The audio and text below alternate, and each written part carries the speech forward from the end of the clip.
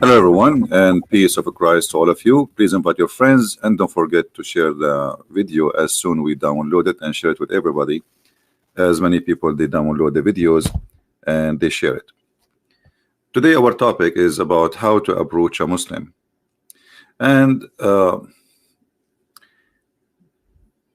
supposedly I will speak about how, or this is what I understand from the question, how we make a Muslim accept Jesus or convert to Christianity. First of all, I'm not here trying to make Muslims convert to Christianity. I'm not. I'm here to share the truth, and then he convert to Christianity. That's not me. If he find that Christianity is where the truth is, then this is his choice. So my duty or your duty as a Christian is to share the truth, to tell the truth. Now who accept or reject, this is his business. So let us not to make the target is converting them as much the target is to be truthful with them. After being truthful with somebody, then it is his business to accept the truth or to reject the truth. And the reason I say I don't want really to convert them, I want to share the truth with them, because converting somebody, it's not in your hand anyway. And it's not your decision anyway. And if you convert him by lying to him, that's mean you are a liar, the same as he, I mean, he was believing in a lie before, and now he is believing in an additional lie. So the target for a Christian is to be a Christian, and to be a Christian is to be truthful, and to be truthful you have to share the truth and the truth only. And then whoever wanna believe, he believe. Whoever don't want to believe, clean the dust of your sandal from his house, as the Bible says. So how to approach a Muslim? You see, every human being is different. If I'm walking in this beach here and there's a Muslim with me, he might say to me, oh, Christian, look, this is what Allah created. And that will give me an opportunity to speak about Allah. So the best way to approach a Muslim is not to you speak about God, wait for him to say it. And usually Muslims, when they see a Christian, they try to harass him. So it's going to come, just wait, have patience. And the reason I say that, because when he opened the door is different from you opening the door. The Muslim always they play victim. Oh, because I'm a Muslim, he's harassing me. The Muslims are, they are oppressing everybody in the world, and the second you go launch, let us say, some kind of exposed to his cult, it's the same second he play a victim. So let him start, let him say something. I never saw a Muslim, he sit with me and he find out that I am a Christian and he don't right away go and attack me. Right away. The second they knew you are a Christian, they will say something. And for sure, this is generally speaking. So wait for him to say something. And the second he say it, you go from there. Every human being is different. Everyone he think differently. So today we are going to find out how really we can talk to them. Can somebody give me something like first time a Muslim he asked about Christianity? What he asked you about? Anyone remember?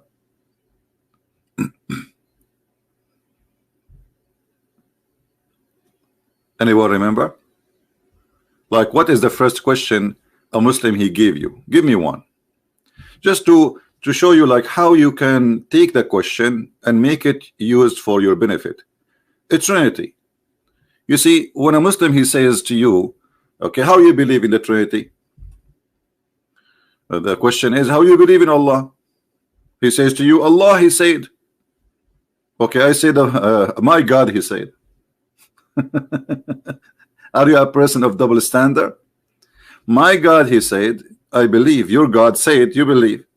So it's not about how, it's about you accept whatever it says there. It's not because it's how and it's convincing. As an example, if a Muslim he speak to you about Jesus, he will never make fun of Jesus being born of a virgin. But have you ever heard of a virgin giving birth? No. So why you accept Jesus is born of a virgin? Because it says so in the Quran. So the Muslim is not discussing really if this is possible or not. He is just discussing blindly without using his brain. That how that can be. Well, this is why we call him Almighty God. Almighty God is the one who can do what nobody can do. So if it's impossible to God to be three persons but yet one, it's been impossible for him to be God anyway. Are you getting my point?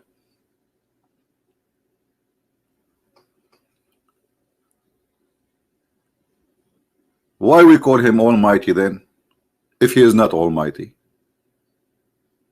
Either you believe he is Almighty or not. Mr. Justice, he's asking me, here we go. Mr. Justice is helping us. He says, are you pagan? Well, Mr. Justice, the pagan is the one who kisses stones and pray in front of stones, and he bow down to stones, and that is Islam, my friend. We Christians, we have nothing like this. It is you Muslims who believe that the stones can forgive your sin. If you touch stones, they erase your sin. And you know what? I don't like to say things without proof. Here we go. This is your prophet teaching the Muslims that touching stones around the Kaaba erase your sin. So who is the pagan? So this is a great question actually. When a Muslim, he says to you, are you a pagan? Well, right away you show him that the pagan is the one who believe in the following, that God, he have a right hand, and the right hand of Allah is a black stone. And this is your prophet saying, not me, that touching two corners of the Kaaba erase your sin, the black stone and the Yemeni corner. Are you there, Mr. Justice? Now, Mr. Justice, he will go and take a hike and he will hide because he cannot explain to us how touching stones will forgive your sin. So what we notice here, that if you are not armed with knowledge, a Muslim, he can ask you questions and he try to make it embarrassing for you. But the fact, if you have knowledge, that the same question is going to be embarrassing for him. Now show me where Jesus says go and kiss stones or worship stones. Show me where Jesus says that, you know, we have a holy stone. Show me where Jesus says that a stone is the right hand of God. Show me where Jesus says that a stone is going to witness for me in the day of judgment, is going to have two eyes and will have a tongue. So the Muslim is a pagan with certification, yet he accuse everybody to be pagan. Do you believe it?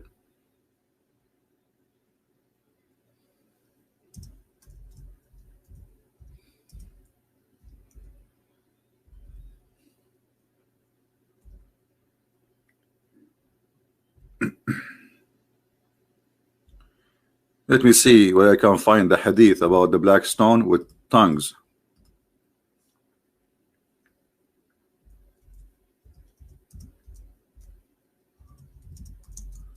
Just to show you how pagan this cult is. Yet they accuse everybody to be pagan.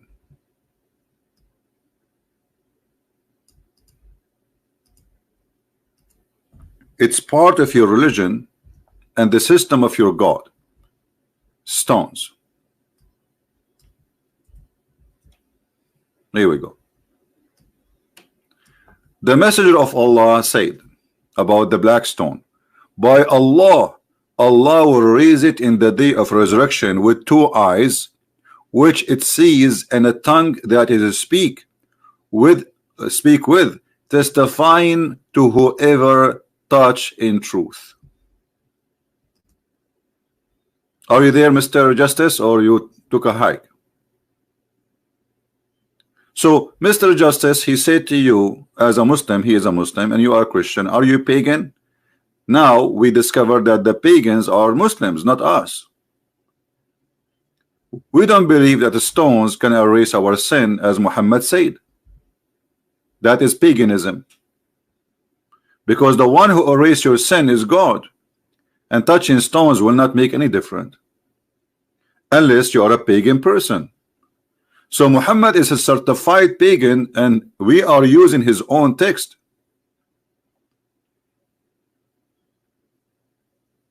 We are not using something from our pocket. And here what the Muslims will do. Oh, I don't accept this hadith. I don't care you accept it or not.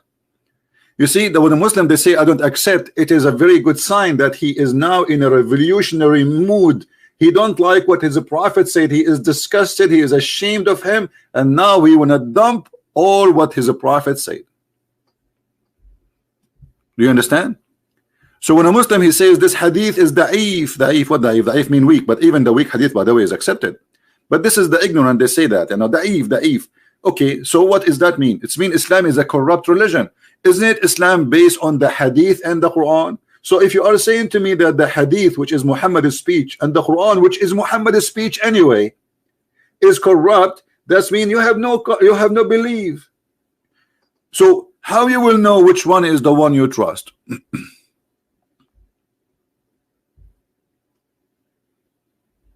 How we will know which one to trust? Why Allah did not preserve the hadith as long Quran is not enough alone? You see, the Muslims all of them they agree that Quran alone is not enough, and actually those who believe in Quran only, those are apostate. They are apostate because the Quran says so. The Quran says that you have to obey Allah and you have to obey the messenger. Actually, some verses says that you have to obey the prophet first.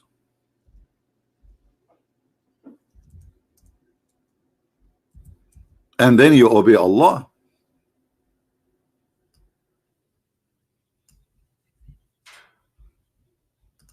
Whoever obey the messenger, he obey Allah.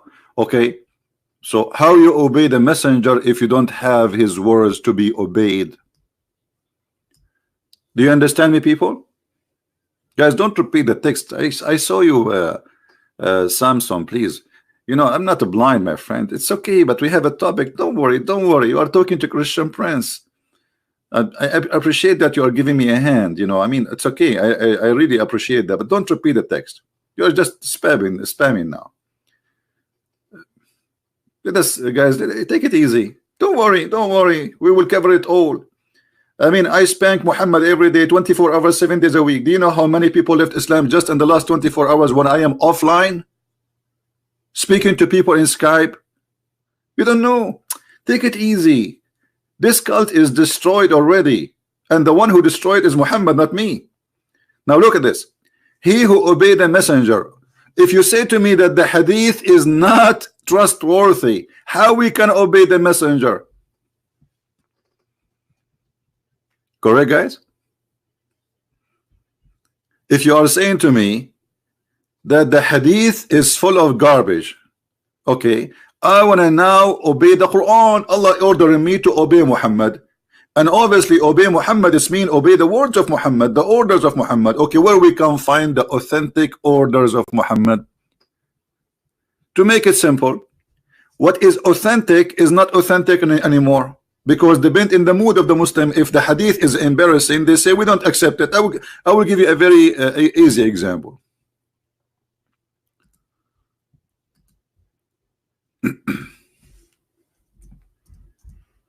I will give you something funny. All right. Satan, he do fart when he hear the prayer of the Muslims. But this is a very authentic hadith. Okay, any Muslim here, he have a problem with this hadith. Who is the Muslim agree with this hadith, and who is the Muslim who rejected? That shaitan, he do fart when you pray. And that explain the global warming. Any smart Muslim who have little education, he will say this is a joke. This cannot be true. But this is authentic.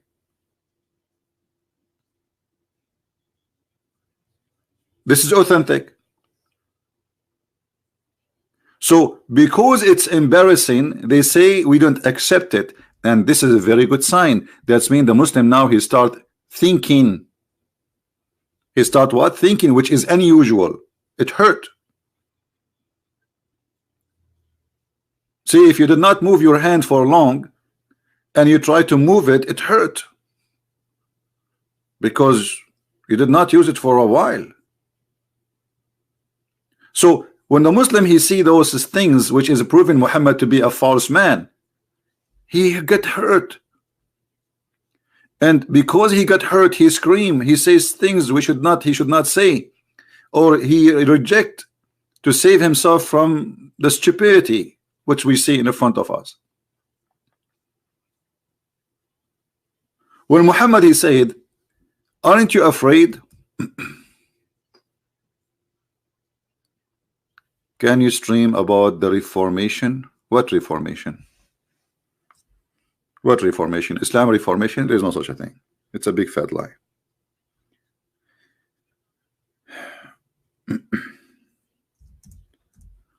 When Muhammad he says as an example this: if you raised your head before the Imam, Allah will transform your head to a head of a donkey. Okay, how come we don't see one person in the world who raised his head before the Imam, his head turned to be a head of a donkey? Never happened. That's mean Muhammad is a fraud. So a Muslim who have little, courage, he will say, well, this prophet either he is lying to us, making fun of us, trying to scare us like kids in the old days when we were like, there's a beast outside, if you go in the dark he will eat you, or he is telling the truth, right? So you have to take one, and obviously Muhammad is not being truthful. So if Muhammad is speaking to the Muslims, trying to scare them, that's when Muhammad consider Muslims are a bunch of kids and he don't respect them. Additional to that, you do not make people practice something based on fear but not based on the truth. Somebody saying this is narrated hundreds of years after Muhammad. The Quran narrated hundreds of years after Muhammad. So what we will do? This is not my business. Why this hadith is accepted for the last 14 centuries and now it is not? What happened? What happened? That's the people today, they get smarter and they are more educated, and this is stupid. So the only solution, they say, oh, this is I reject this hadith, it's weak. You know what I mean?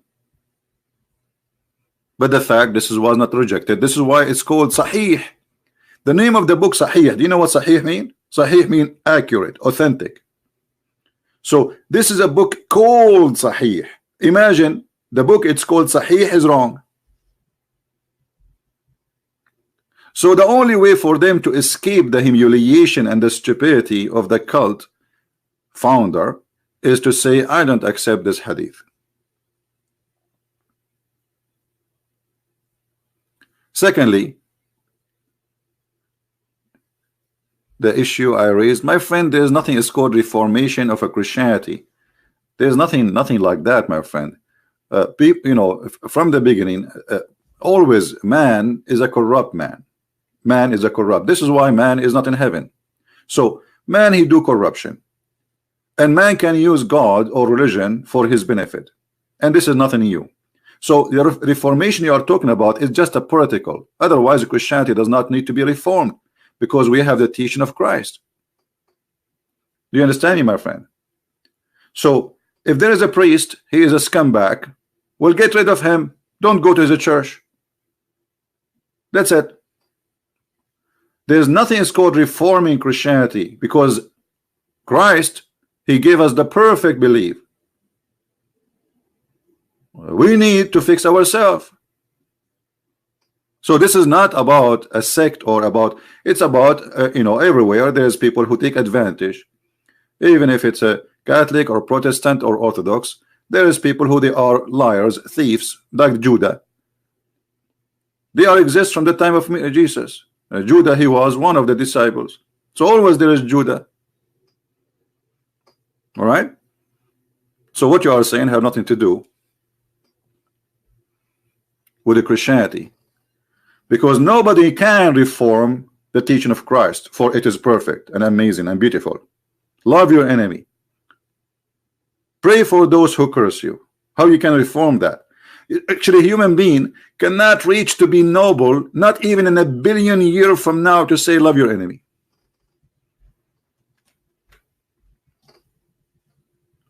Now, some naive people, they say Islam need to be reformed, and that is a stupid statement too, because how you can reform Islam? Are you going to reform Muhammad?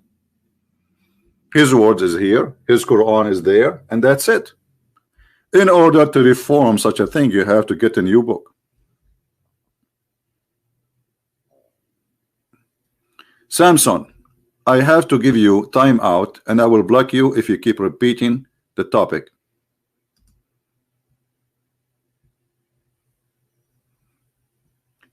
If you are not adult, mature, please don't stay here. I said many times, don't repeat your text. Anyone will repeat the text, I will give it to you like the same as Muhammad. 3 times only. If you repeat it more than 3 times, I will ban you. That means you are a kid and you are not listening.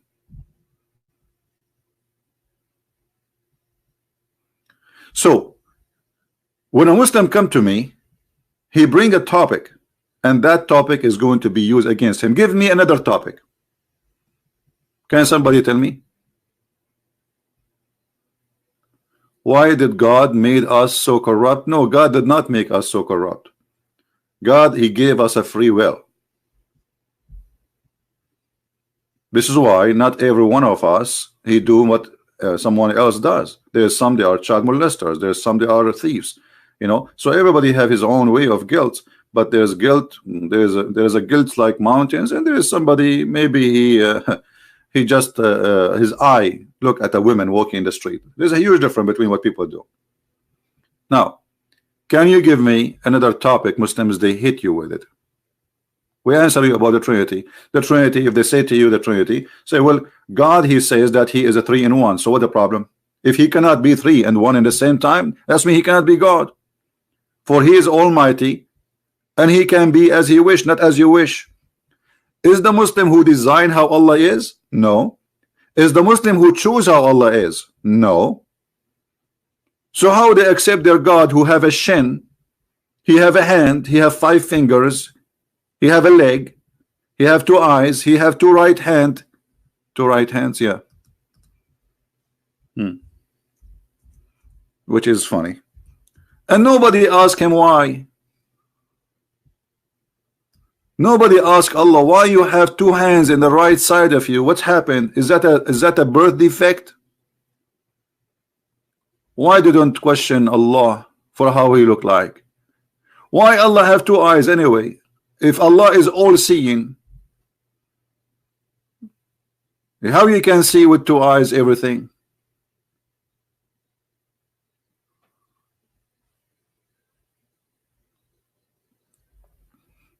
Yeah, the one who is asking how to approach Muslims, my friend, if you just join now, we'll play the video from the beginning. You don't approach the Muslims will approach you. Wait for them, don't worry, they will. Muslims cannot resist seeing somebody believe in Christianity and not to come to him and try to convert him. But you have to be ready. And if you are a fool, don't open your mouth. If you are ignorant, don't claim education. And if you do not know your book, don't debate about anyone about his book. So first you have to study your book very well. Otherwise, why you are talking about religion if you don't have even one? Secondly, study very well their logic and their belief. Arm yourself with knowledge. Knowledge is the key of winning souls and sharing the truth. Ignorance will bring nothing but ignorance. How to answer Muslims when they say they eat halal meat? I mean, what does this have to do with my topic? First of all, halal meat, I mean is that important really?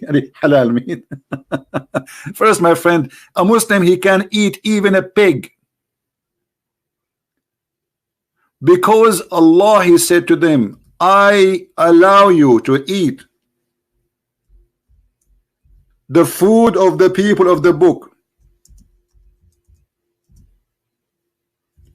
And as long he is allowed to eat the food of the people of the book, which mean the Christians, that's mean he can eat our food with no problem. But my friend, we are exist in the words of donkeys who do not know what they are talking about. If we go in the Quran right now, we will find the following.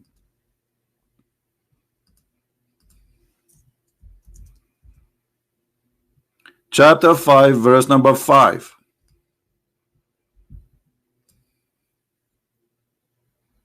Do you see it? It's lawful for them to eat our food, whatever it is. Whatever it is.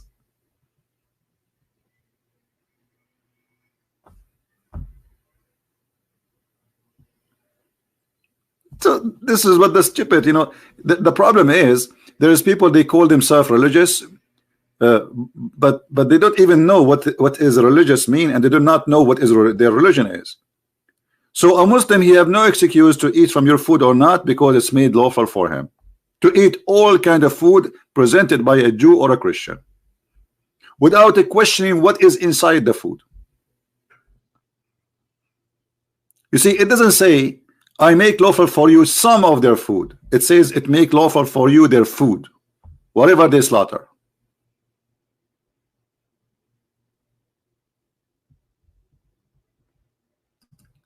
So the problem is that we have people who they are ignorant, and ignorant, they don't teach you religion. Ignorant, they teach you their ignorance. Now we go back to the topic.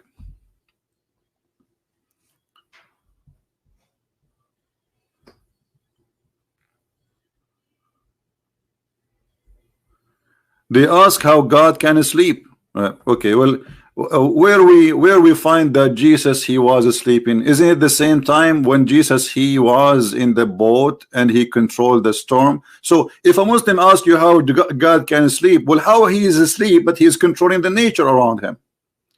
How a man, just to show you the hypocrisy, when a Muslim, he asks you a question, always when he says to you, okay, how God can be God yet he eat, yet he sleep? Well, how Jesus is just a man who sleep and eat, yet he can control nature. He can make the blind see.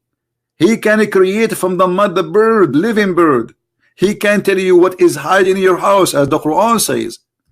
They will say to you, by the will of Allah. That is your claim. What is confirmed is that Jesus can do what no man can do. So why, when you want Jesus can do what no man can do, only God can do, and when you want Jesus is just a man? You see the hypocrisy? And if we say that God he sleep, what does sleeping mean? Is that him being out of knowledge and aware? Prove it to me. Jesus is being asleep or not, still he can read your mind. Still he knew what you are doing. Still he can control the nature, and the Bible is right there. In the Quran we see that Jesus, he can tell you what you hide in your houses, even though you are not with him, and maybe he was asleep. Does it say that? I tell you what you hide in your houses.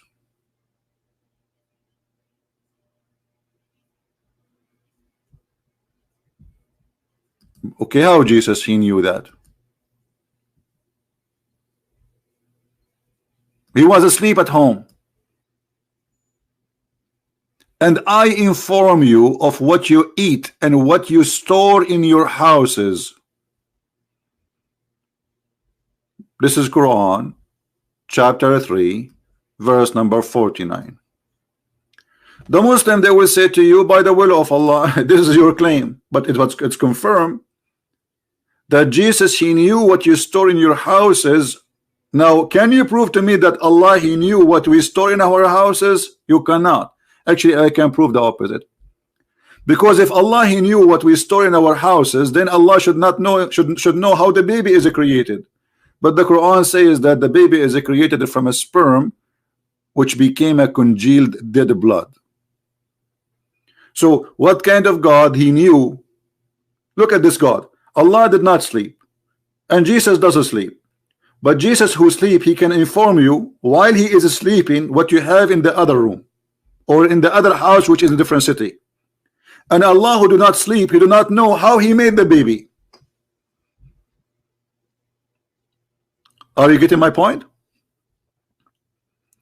Now, how many of you is taking notes? How many of you taking notes? You see, I answer Muslims from their books. I don't use my book because they will say, oh, we don't believe in it. So why you want to waste your time? Get him busted from his book. So what the Quran confirmed, that Jesus, even if he is asleep, he can see what you do in your home. Who is saying so? The Quran.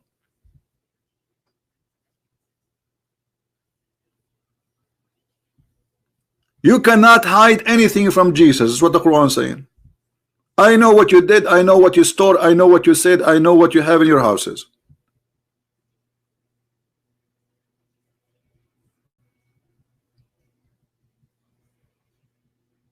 So how Jesus can do that? They will say to you, Allah, by Allah leave. This is your claim. I can say that I am the one who gave the leave to Jesus. Hey Jesus, you did make the blind see because I am CP, I made you do that. That is a stupid argument. Prove it to me. Muhammad all his lifetime could not make one person see as Jesus did. Muhammad was busy making verses. Any woman she want to give herself to the prophet so he can do boom boom with her. Where is the miracle of Muhammad? If I type one word in the Quran, ayah, which means a miracle, right? Ayah, okay, look what it says. They say to him, why his God don't give us a miracle? Why his God don't even speak to us? Why Allah don't give us any miracle, any sign? Why this guy is a prophet but he have nothing?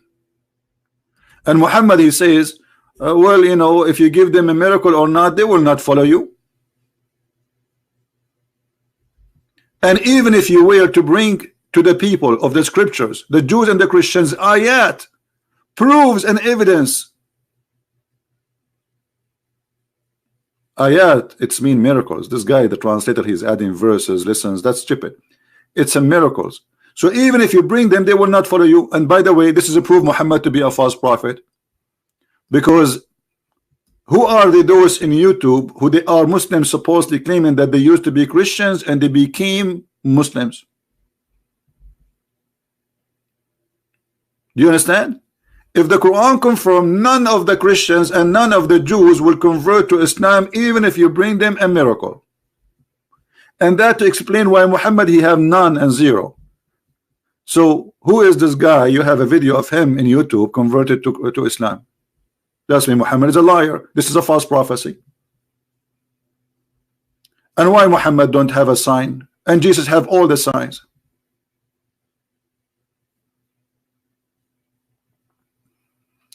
If Jesus, he have the ability to tell you the unseen by the will of Allah or the leave of Allah, where is the leave of Allah when it's come to Muhammad?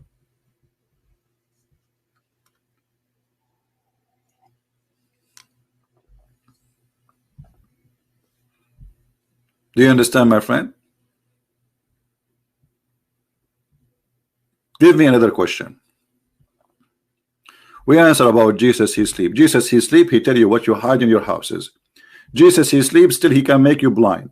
Make the blind see. Jesus, you know, he sleeps, still he can make the one who cannot walk. Jesus who sleep, he can still make from the mud a living bird.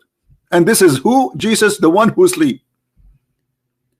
So because they are bankrupt, they remember that Jesus, he sleep, but they don't remember what Jesus can do, what nobody can do. And this is my challenge to the all Muhammadan.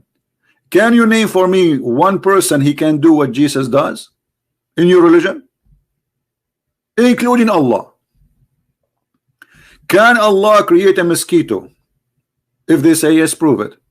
Actually, we can prove easy that Allah cannot be the creator of anything.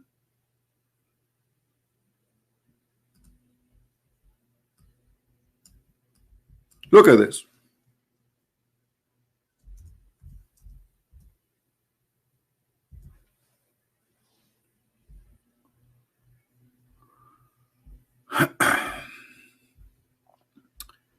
If we go in the Quran, we will find some of the most funny things ever. Allah is speaking science. Allah is the one has created every living creature from the water. Every living creature created from the water. Who is a Muslim agree with this? Who is a Muslim agree that Allah created every living creature from the water? Anyone in the bushes?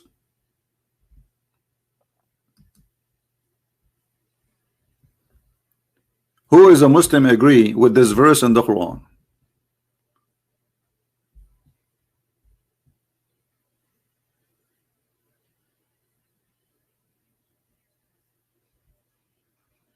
Again, a warning. Anyone who speak about different any Christian sect, I will ban you from the text. Anyone he say the word Protestant, Catholic, Orthodox in the text, please admins just block him immediately. Any Muslim, he have an answer. Do you believe that everything is created from water according to Islam? Look at them. We have a lot of Muslims listening, but nobody have the courage to say I agree.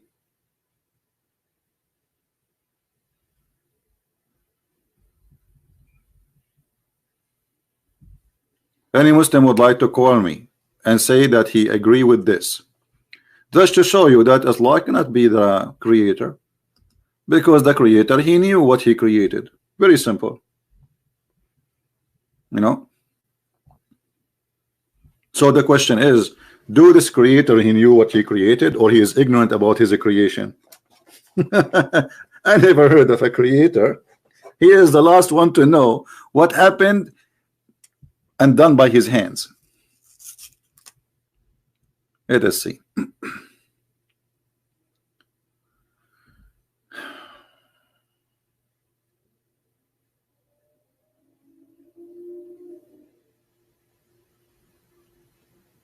All right.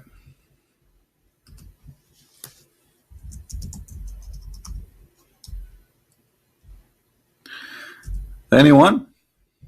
I'm waiting for a Muslim.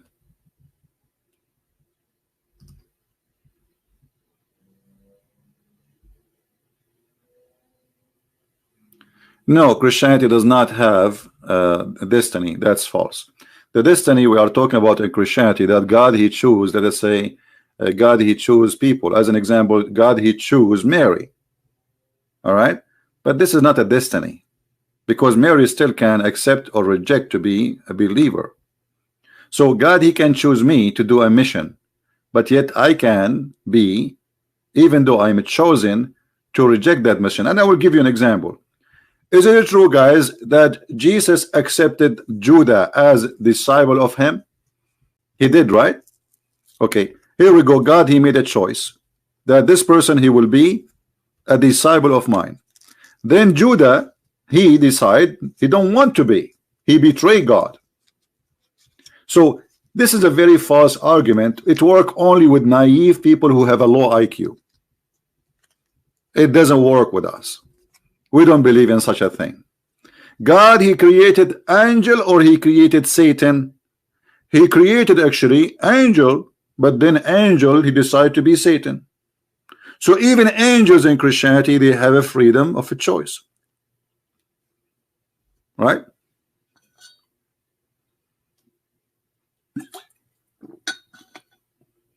Somebody's asking why he would choose you if he knew you will reject his mission. So you will reject, and you would do what you need to do.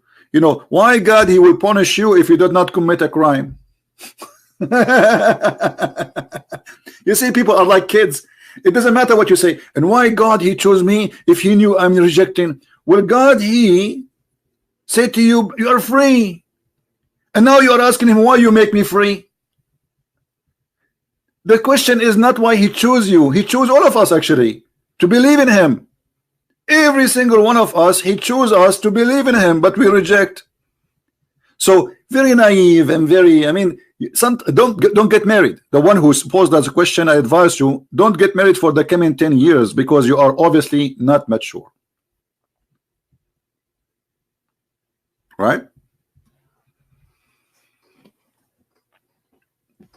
God, he chose us to live in his kingdom, and he loves us, but we choose to reject him. Muslim says Bible is corrupt. Okay, well, look like nobody want to speak about Allah created everything from water. Okay, let's talk about the Bible is being corrupt. Who is the Muslim who says that? Is he in the chat, or is he in the chat, the one who says the Bible is corrupt?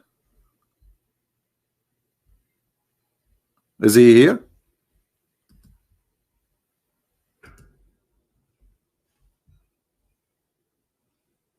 One by one, one by one.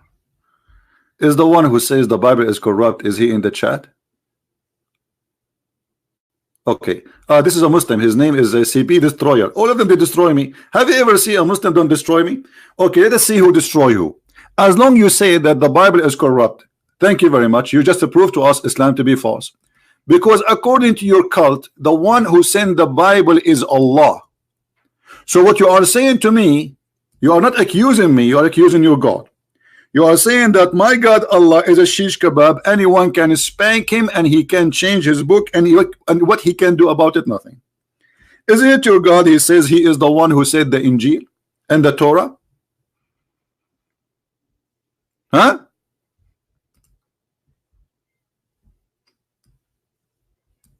Is that your book or my book? Busted. So a Muslim, when he says to you your book is corrupted, he is saying his book is corrupted, because according to them this is the book which Allah he sent. So who is the stupid here? The one who say his book is corrupted, or the one who says my book is not? So you are the one who's saying your book is corrupted, not me. We don't agree. You as a Muhammadan, you are saying that I have a God, his name is Allah, he sent the Torah, he sent the Injil, and yet you Christians, you spank him and his ass and you corrupted his book. Well, thank you very much. That is a proof that Allah cannot be God. Are you there, Mr. Destroyer? Are you brushing your teeth with the miswak now? Who is a Muslim when I answer this? Secondly, we are not done with this topic, because this topic is fun. Did Allah allow the Torah and the gospel to be corrupted by his will or against his will? Who is the Muslim wanna give me the answer? Who is the Muslim wanna give me the answer? Anyone? Was this corruption happening by Allah will or against his will? Any Muhammadan?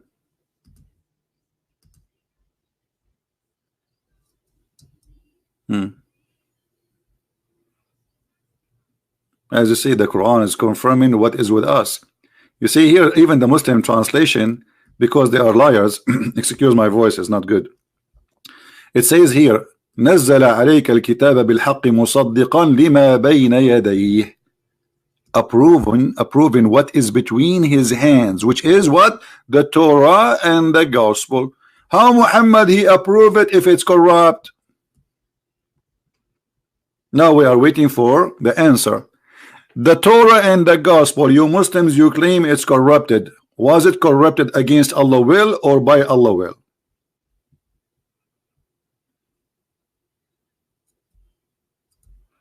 The Bible prophet, Allah does not say Bible, it says Injil.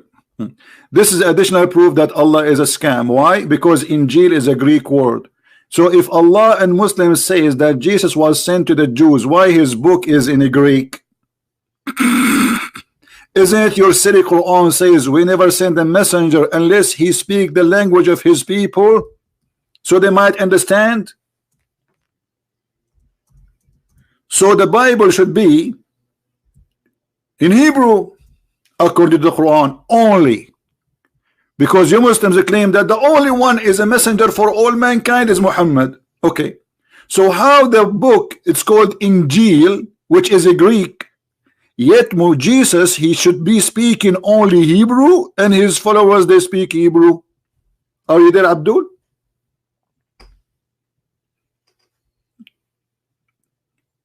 Additional proof that Muhammad is under the influence of the Greek Christians. They don't have Arabic Bible. He heard about Injil, so he used the word Injil.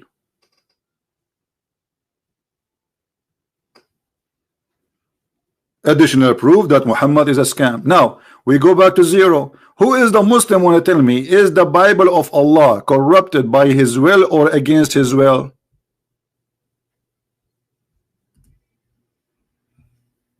Who want to answer? Any Muslim can answer this question? They cannot. They cannot. Because if they say, you see, as long they are coward to answer, if they say according to his will, that's mean Allah is the devil. He sent us a book and he decided to corrupt it. So what's my problem? If they say, if this is his will, if they say this is against his will, that's mean Allah, his will doesn't match and doesn't make any difference.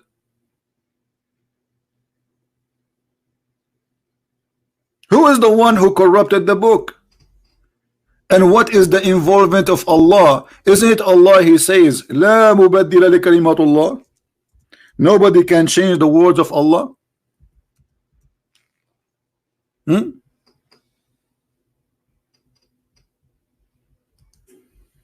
Nobody can change the words of Allah.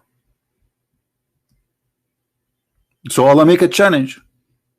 Nobody can change his words. And yet you says to me that the word of Allah changed. So Islam is a stupid cult.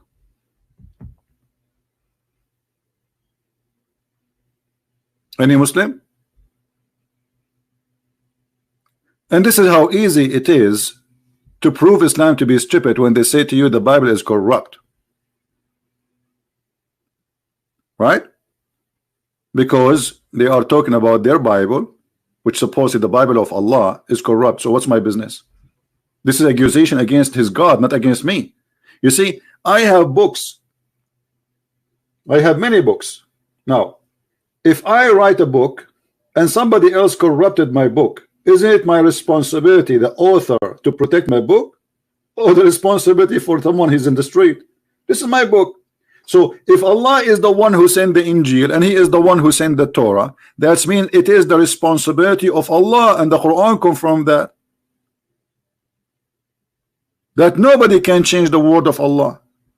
And then you come to me and you say, okay, well, the Injil is corrupted. You just prove to me that Allah is a liar, because he says nobody can change his words, yet you are saying the word is changed.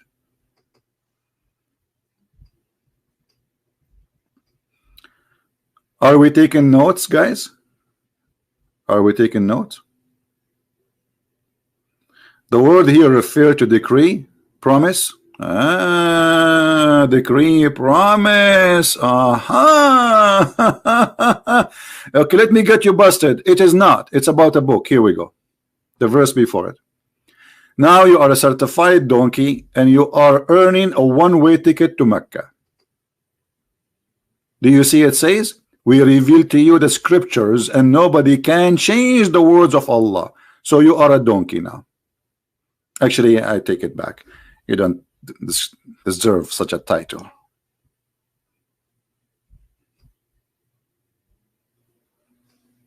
Who is next?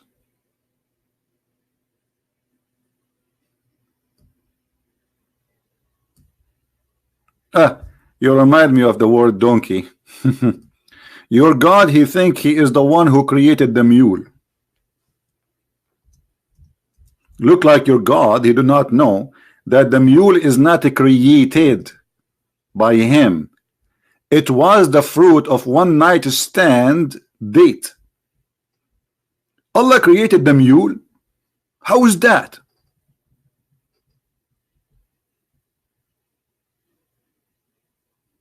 Hello? And horses and mules. What? Allah created the mules? Are you sure?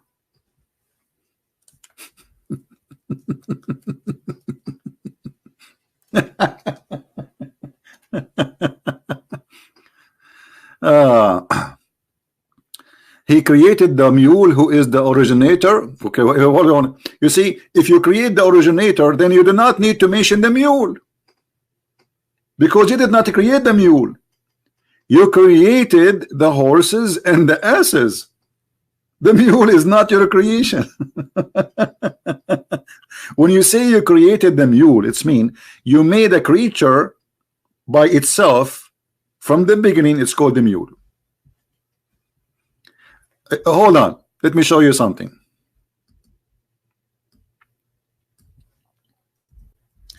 Allah is he worked with the the station called Discovery Channel. Look what Allah he says. Those things nobody knows except Allah. You know, Allah has created every animal of water. By the way, does it say every animal? No, it says every dabba. Anything live in the earth or a living creature is created of water. And then he continues saying, and he and those, some of them, they walk in their belly. The word in Arabic here is walk, yamshi, not a creep. But animals didn't walk in their belly, they creep. This is a wrong Arabic. And then some of them, he have 2 legs, and some of them, they have 4 legs. Are you sure? That's it? This is the creation of Allah?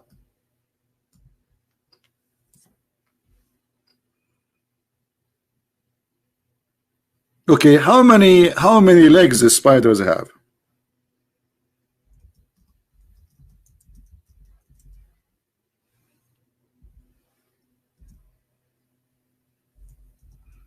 Any Muslim can tell us? How many legs the spider he has?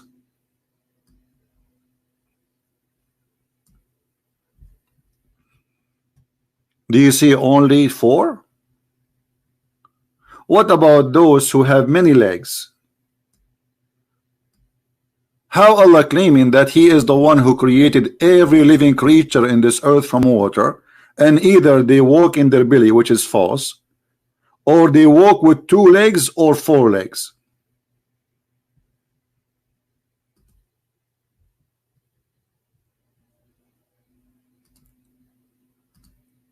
Well, just go. Change your name at least.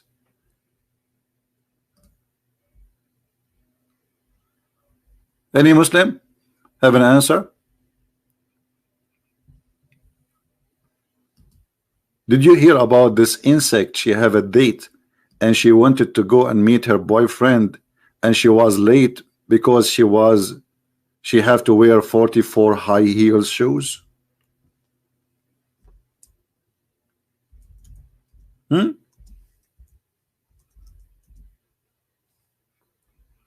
Look like Allah never heard of those things.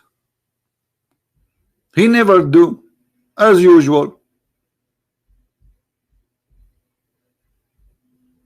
What kind of God this God is? He think that either they have 2 or 3 or 4. So who is this gentleman there?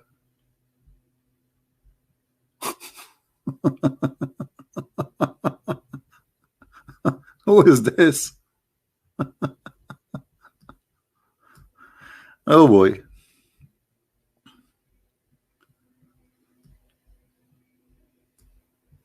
This is God. Same time, every creature, every living creature is created from, let us get better translation. This translation is false. Is created from water. Here we go. This is better. Every living thing, every living thing, every moving thing, this is correct actually, a creature created from water. Who is a Muslim agree with that?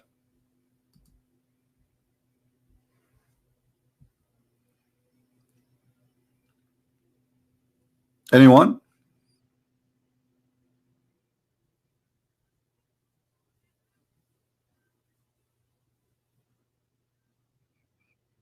Let me give you the answer, showing you that Allah cannot be God from the Quran. The Quran says that Allah created the genie from fire.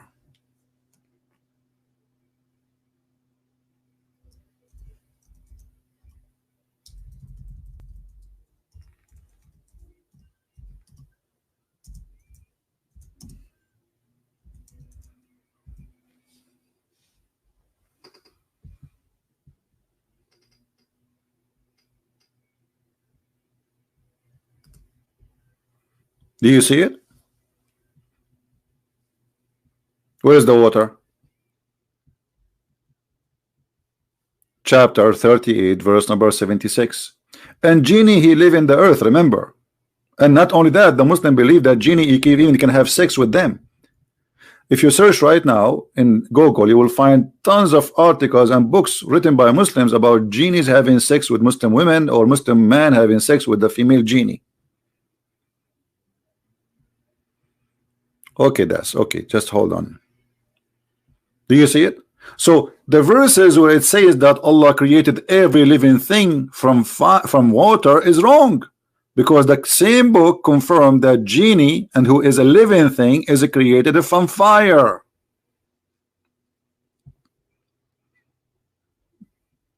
Correct?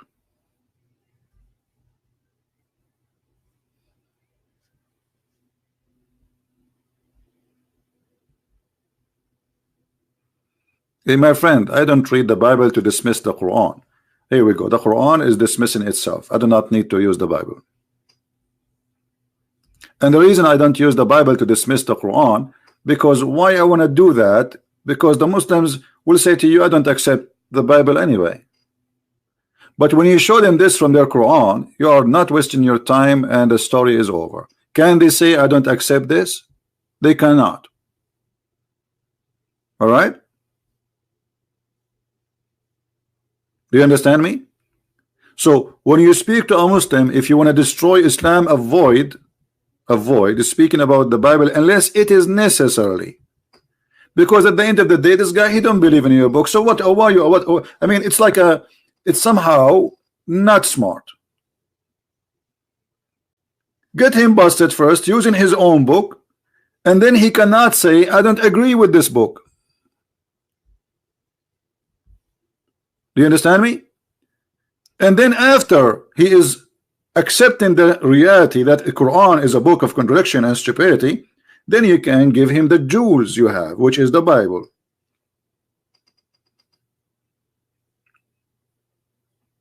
You understand? You notice that when you come to listen to me, I don't speak about the Bible reading. I speak about it only just to get somebody busted. He said something not true. But I confirm Islam to be false using only Islamic books and Quran and Hadith, something the Muslims agree upon.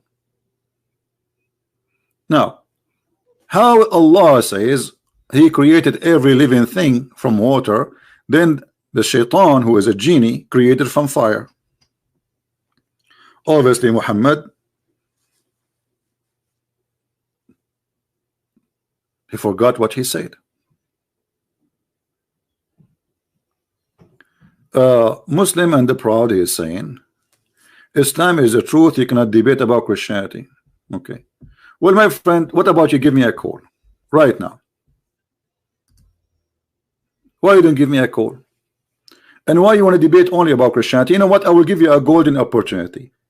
One question from you, one question from me. Is that fair, guys? Ask me whatever you wish, and I ask you whatever I wish. If you are the man, give me a call. If you are not, just put your tail between your legs and let your mama call me. Because I have a question for her about how to make falafel.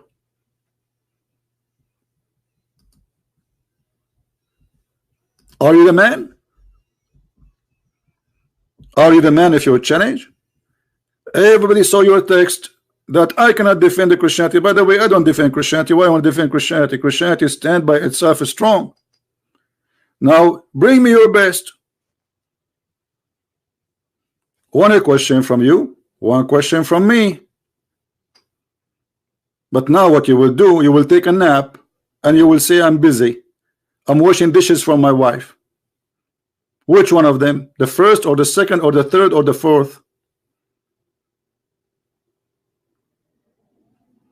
Are you there? He's dead. Look, he's dead. He's not even texting no more.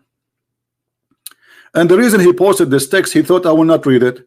He said I will challenge him, but he will not read it, and that's going to go through. And then I will take a snapshot. I will go show it to my wife. Says I challenge the Christian Prince today, and the coward, he ignored my text. Let me make it clear, all of you Muslims right now, the 1 billion Muslim, you can call me right now. My Skype is open. You Muslims, you don't dare to have your Skype open for us to call. I ask Zakir Naik, I ask all those kids like Mimi Hijab, Ali Dawah, and the nurse Ali Dawah, all those kids, they will never dare to do that. I have my Skype is open. I'm desperately waiting for a Muslim to call me. Sometimes I feel like somebody begging for food or something. I keep saying any Muslim. Even I was speaking about Jehovah's Witnesses and I say any Muslim want to call me.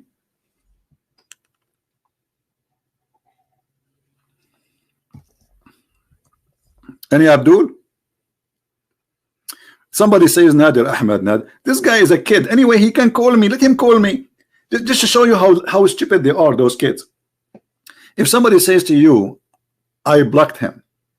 I block people because they are kids and annoying. But he can just make a new account in 2 seconds and call me back.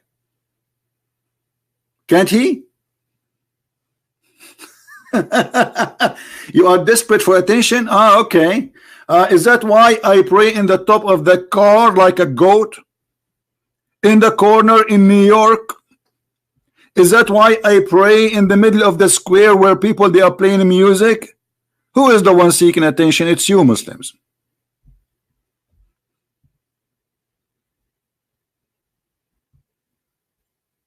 Any Abdul?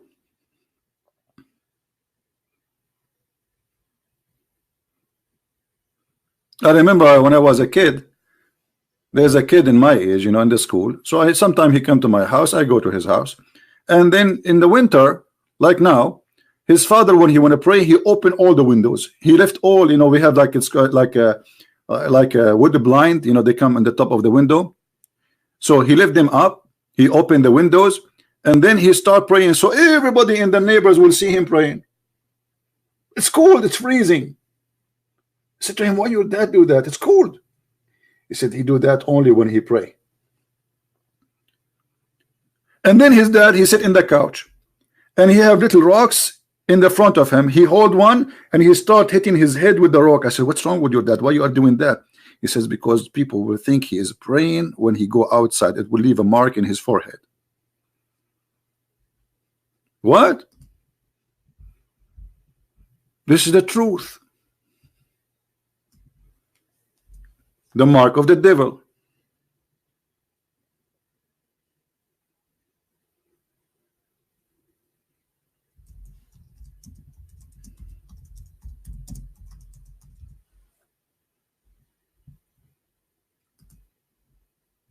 Mark of the devil, my friend. Do you see this mark? All of them, they have it. Maybe you ask yourself why they have it. Did you ask yourself why? I will tell you why. Do you see it? Do you see it?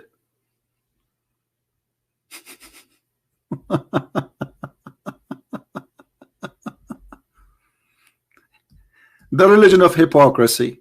They want to show that he is a person who bowed down in his head a lot, praying to Allah. But the fact he have little rock, he make, and now they come with a new thing. They go to Thailand and they make a tattoo which nothing can wash it.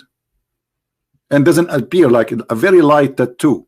So now he do not need to pray or to hit with the rock at all. It's just a tattoo is going to stay there forever, and he is a great believer. I remember when we leave the house of this kid, you know, we go and we drink. It's Ramadan, and we are kids, you know. We eat. His mom, she have nice cookies. We eat. He eat in my house too. So we go out, and then we go, before we go out, he says, "Wait, wait, wait." So what? He go to the kitchen. He grabs some. He wet his lips with his tongue, and he grabs some salt and he put it in his tongue. And I talked to him. He said, "No, which means don't talk to me." He cannot talk because the salt will fall down. And then I said, "Why you are doing that? Why you put salt like this?" He says, "Because I have to make them look dry. This is what my dad he taught us."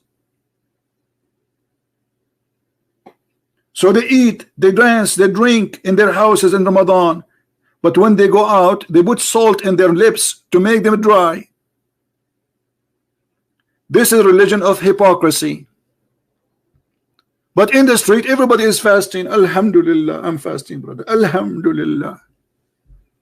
Even the Prophet, he used to suck the tongue of Aisha when she is fasting. Yamussu lisani. He sucked my tongue. Brother, if you suck the tongue of your wife, is that breaking the fast?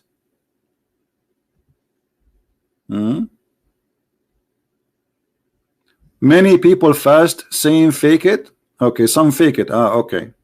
Let me ask you, did your Prophet fake it too? Did your Prophet fake it when he sucked the tongue of Aisha in the month of Ramadan?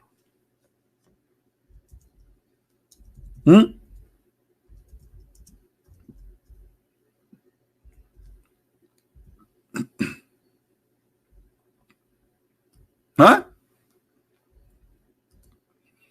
Like we cannot find it, the hadith here in English. We found this one. It's okay. The Prophet SAWS used to kiss her and suck her tongue when he is fasting. Is sucking liquid out of your mouth, is that a breaking the fasting for you or not? Do you see it? So I thought fasting is you are not allowed to suck any liquid. And why the Prophet is sucking the tongue of Aisha when he is fasting? Is he fasting or having sex now?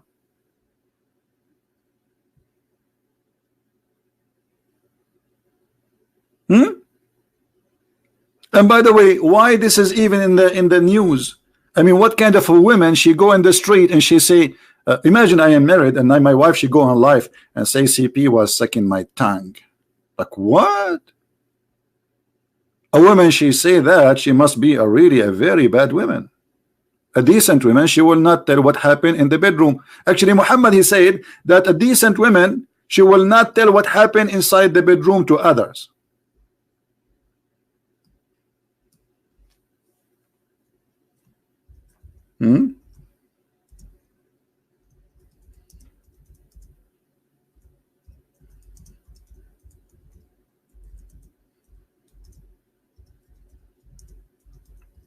Any Muslim?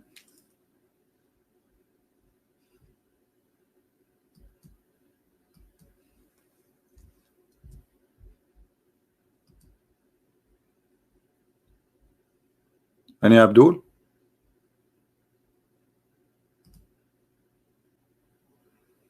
Let me see if I can find the hadith in English.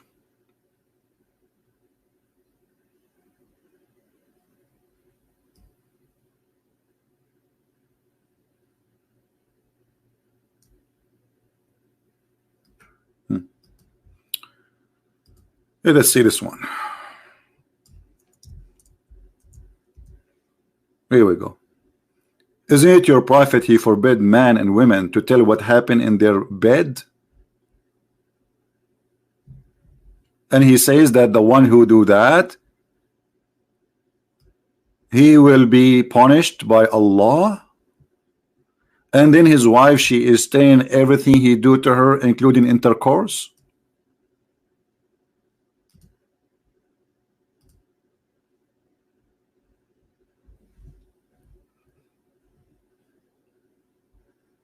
Anyone?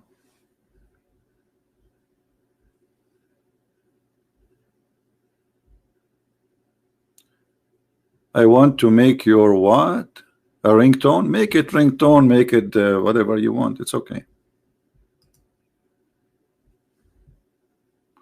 Aisha told about because it was Islamic matter. Guys, it's Islamic matter. Let me show you Islamic matter, guys. Islamic matter is to tell somebody that you need to know that the Prophet, he used to suck the tongue of Aisha. This is Islamic matter. Well, can't Allah, he make a verse says you can do this and this? So now Aisha is the Prophet, not Allah Prophet. You are telling me that Aisha, she is fixing something is not known in Islam, and the Prophet, he forgot to tell. So Aisha is more credible to be a prophet from the Prophet, because the one who reported this, if you are telling me you are learning about Allah and Islam from Aisha, that's when Muhammad, he did not do his job. Muhammad was busy sucking the tongue, and Aisha, she was writing down, the Prophet, he sucked my tongue. Thank you very much for the hand. Right?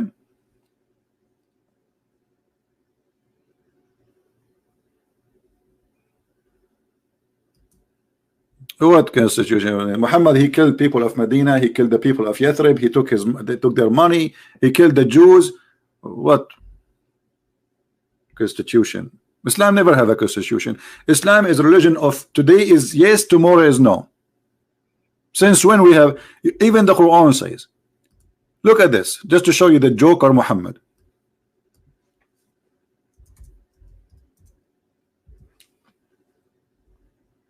وما ننسخ من آية أو ننسها نأتي بخير منها أو مثلها.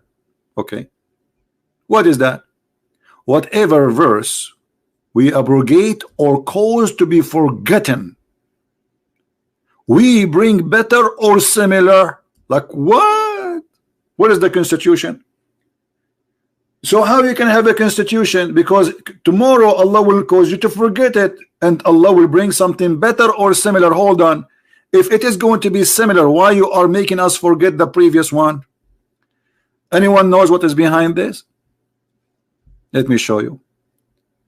The joker Muhammad, he says something in the morning, he said the opposite afternoon. So the Arab, they said, they were making fun of him. Look at this guy. He enjoy his followers an order, and he give them the opposite the second morning. Chapter 24, verse number 45. Sorry, chapter 2, verse number 106. Let me see if I can open the interpretation for you, so you can read. So even their interpretation confirmed that the reason for this verse to come down, that the Arab, they were making fun of Muhammad. This guy in the morning he says something, in the afternoon he says something else. He changed his mind and he forbid it. Not only he changed it, he forbid it.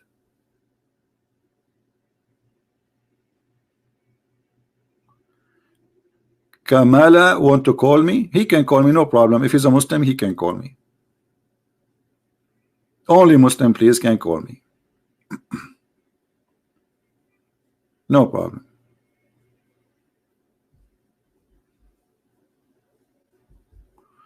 The Muslim I debate in Indonesia said Mary as a son of Imran, and the brother of Harun is the same as Jesus said the son of David. Okay, we will answer this one. Somebody saying that he was debating a Muslim in Indonesia, and when he asked him about Mary, she is the sister of Aaron, and he said, well, the same as when you say Jesus is a son of David, but Jesus is a son of David by birth. Mary is not. Mary is not from the same tribe. Not only she is not even from the same tribe of Aaron or Moses. So there is no connection between them. Secondly, if you go to chapter number 3, what the name of that chapter? Al Imran. Do you see it? Al Imran. Okay, is Imran the father of Moses in Islam? Yes. So how Imran became the father of Mary? So not only Mary is the sister of Aaron, Mary is the sister of Aaron, and she is the daughter of Imran. And this is the same person who is the father of Moses. Do you understand, my friend? So obviously they cannot run away from a stupid mistake. It's not only she is okay, she is the sister of Aaron, maybe he meant something as you said, but she is the daughter of Imran. And if you go in the Bible, you will find that the father of Moses, his name is Umram, and the father of Mary, his name is not Umram. Correct? Do you see it?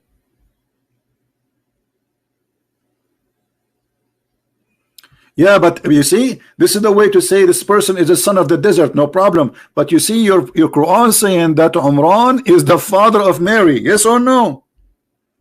Is Umran the father of Mary, Mr. Proud Muslim? Either you say yes or you say no. Is Umran the father of Mary?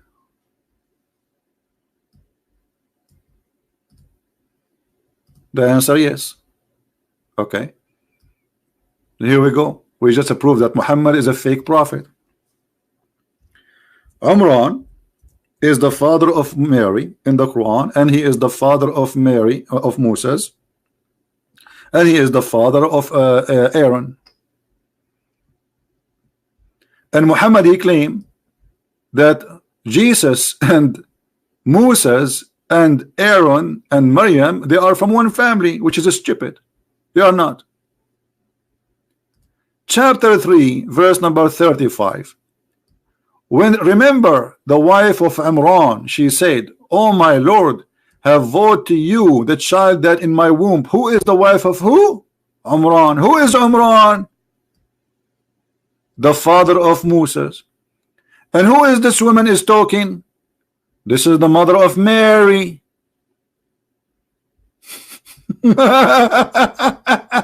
So you cannot hide the stupidity. It's all over the place.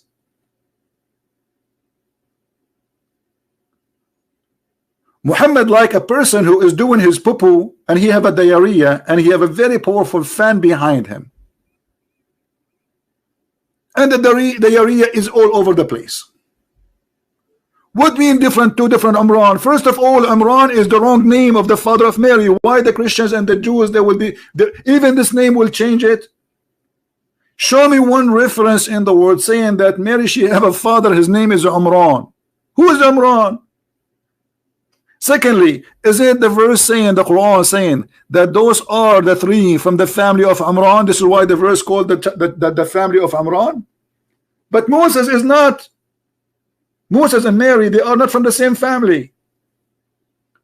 But look what happened in the Bible, in the Torah. There's a verse saying that Harun or Aaron, he have a sister, her name is Mary, Maryam. Is that correct, guys? Is that correct? So the silly Muhammad, he heard the Jews saying Mary the sister of Aaron, Mary the sister of Aaron, Mary the sister of Aaron. So the Muhammad, he got the conclusion that Mary the mother of Jesus must be the sister of Aaron.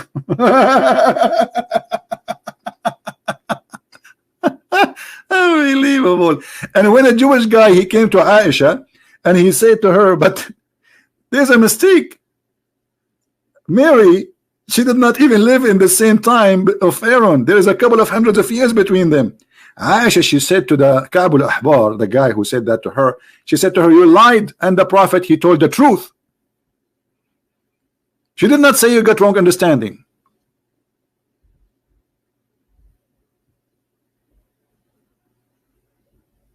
She said to him, you're a liar. And then Muhammad come home and she told him what this Jewish guy he said. So Muhammad, he says, in the old days they used to call them by the great ancestor.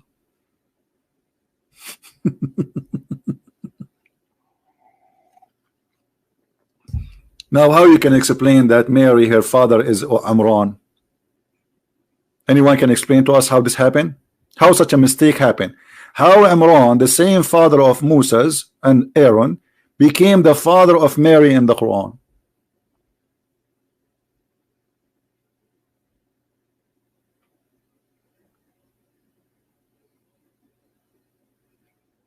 Anyone?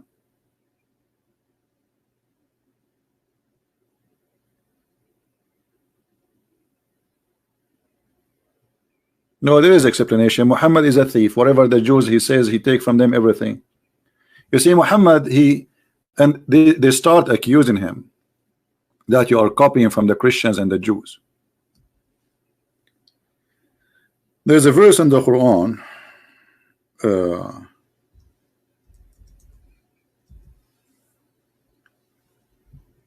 where Muhammad, he used to go and listen to people, and they accuse him that you know, this guy obviously he is learning from those people. Look what Muhammad said.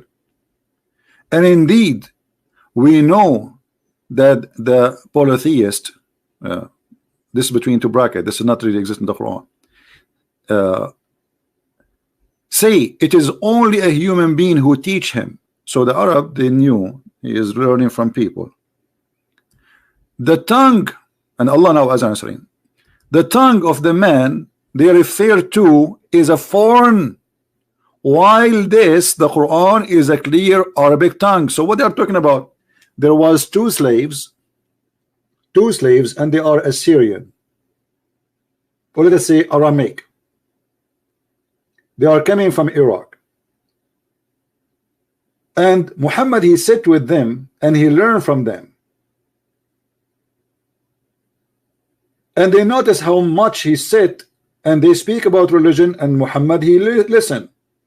Why Muhammad is a prophet of God, he need to listen to those guys? Those are two slaves captured, and they are not anyone important supposedly. Why Muhammad is listening to them? So they accuse him that he is learning from them. So look at the answer. He says, well, my Quran is in clear Arabic, while those guys didn't speak with Arabic. They speak Arabic, but their Arabic is not like ours, the Arab, because they are slaves who they are captured from Iraq. So from the time of Muhammad, there was an accusation of him being a thief.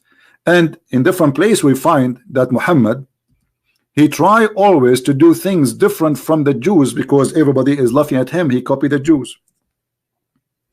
Look what happened here.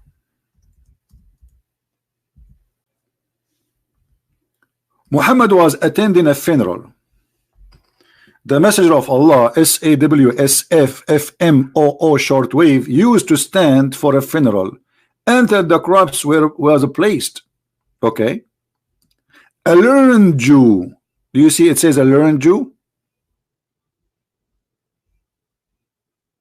In Arabic it says Hebron min al-Yahud, Hebron min al-Yahud, which means a big rabbi of the Jews. A big rabbi from the Jew walked by, and the big rabbi, he said, this is how we do it. What? This is how we do it. What he said? This is how we do it. And what Muhammad, he said? Sit down, act differently. Sit down, act different. Look, what the heck? If Muhammad is a prophet of God, who cares if this is how they do it or not? Are you doing it according to your God or according to the Jews? But Muhammad, because he's a thief, he felt guilty immediately, because the Jews get me busted, I'm doing as they do.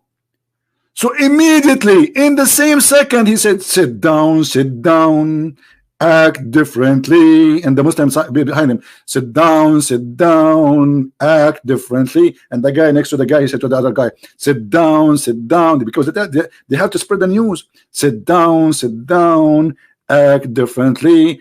Or what the Jew, he said, this is how we do it. And what Muhammad respond? Sit down. Like, so you were praying before this moment according to who? Who taught you how to pray in the funeral like this?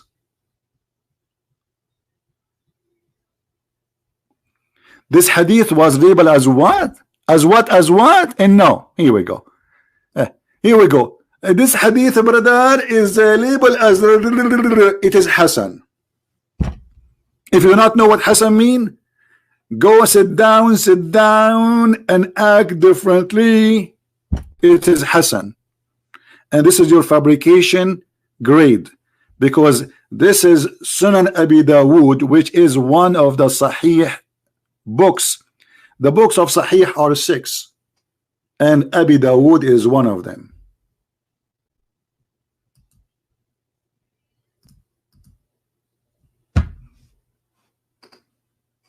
Any Abdul? And there is a great example about Muhammad trying to act differently. The story was a rumor. Guys, the story was a rumor. So if the story was a rumor, how the rumor became hadith and Hassan if it's a rumor? Do you see the narrator name? How a rumor, you have the narrator name. You see, when you say a rumor, it's mean you do not know who said that. حدثنا هشام Ibn Bahram al-Med. So I mean, the fabrication of Muslim trying to answer is amazing. You have all the names of those who recite that. عن ابن أبي أمية عن أبيه عن جده عن عبادة بن الصامت قال كان رسول الله صلى الله عليه وسلم. So how this is a rumor? You have all the names of the narrators, and yet it's a rumor.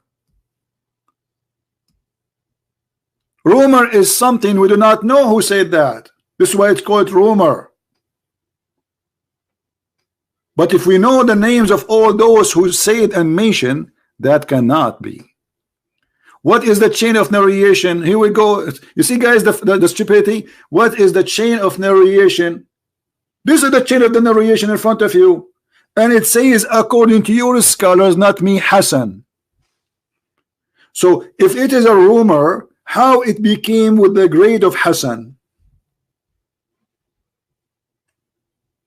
Let me ask you, Mr. Rumor, do you like to call me Mr. You sound like a nice guy. I like to talk to you. Mr. Walid, do you like to call me my friend? Do you like to call me? Do you want to debate me in Arabic? You speak English. Why you want to debate in Arabic? I want everybody here. We have 1,400 at least people listening. That will be really great. If you are a person who claim you can debate me and you can stand for me, call me immediately. Do you like to debate me in Arabic? Well, you are here coming to speak in English form. And by the way, in Arabic for me is going to be more fantastic because I do not need to suffer from translation. However, I have an offer for you. You can say whatever you want to me twice. Once in Arabic and once in English. Is that fair, guys? This will give you the pleasure, double pleasure. Call me immediately, my friend. Be the man. Let everybody see that Muslims, they can answer. Are you willing to do it?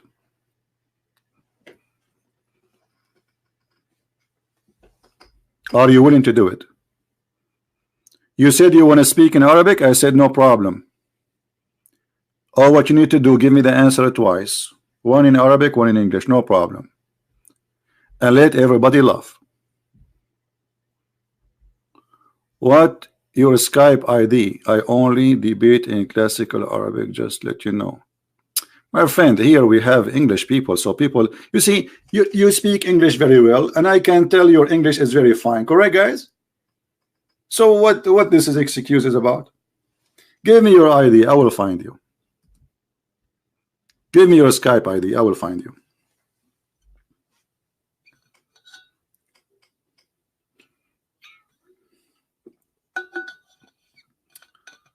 We are waiting for you, Mr. Walid. You're welcome.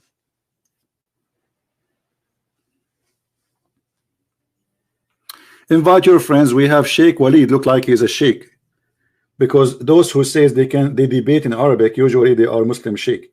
So we have Sheikh Walid. He is going to debate me. Please invite your friends. Things will get exciting. And this is how we do it.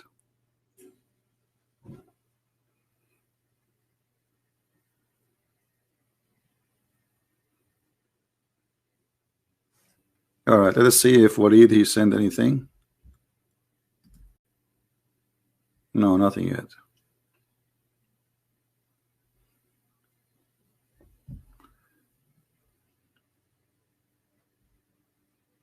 I'm waiting for you, Mr. Walid.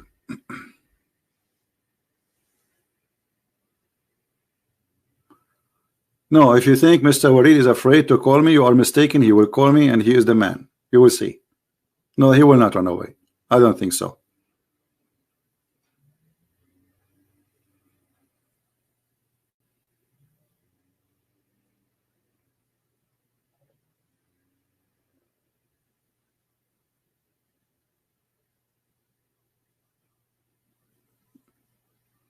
Can you confirm, Mr. Walid, you are going to call? Can you confirm, my friend, that you are going to call? Don't make us wait for nothing.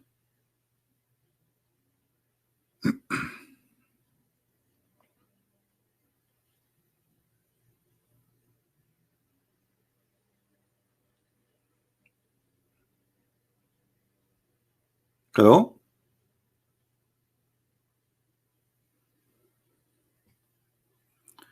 Give me your Skype. My friend, you will have hard time to find my Skype because many people, they copy my name. Give us your Skype. I will call you. Post your Skype. My Skype is Debate TV, but I'm telling you from now, you will have hard time to find my Skype. Now give me your Skype.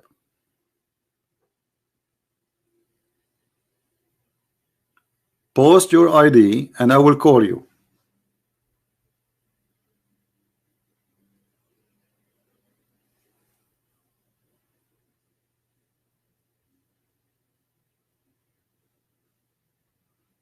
And please be nice to our guest when he calls us. Be nice to him. You know, he's just a Muslim. It's not his fault.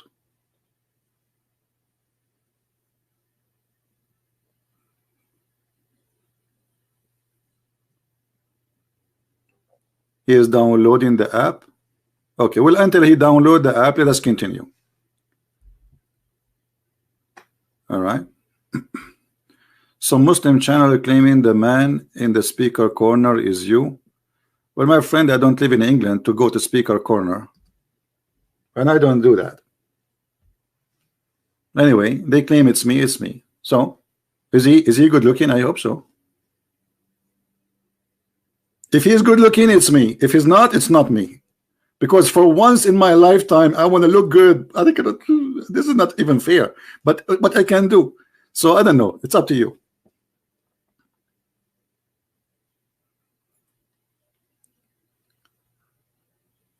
Are you there, Walid? He is good looking? For sure, then this is me. Are you kidding me? Come on.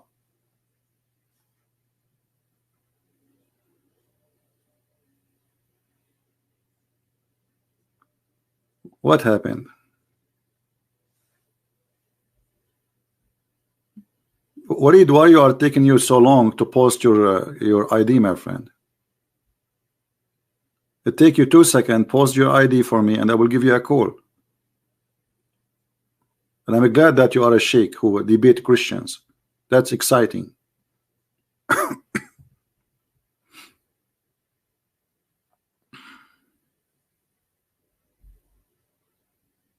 Give you 5 minutes? Okay, I will give you 5 minutes. Let me make some coffee, guys. Walid, you need 5 minutes. Don't make it 5 hours, please. Why you need 5 minutes, Walid? You are going to ask for friends to come and help you? Invite everybody, brother. Everybody in the bushes. All the Muslims, you know, let them actually, you need help. You will need a lot of help. I need to make some coffee too. Should we end this broadcast and come back with a new broadcast just for Walid? What do you think, guys? I don't know.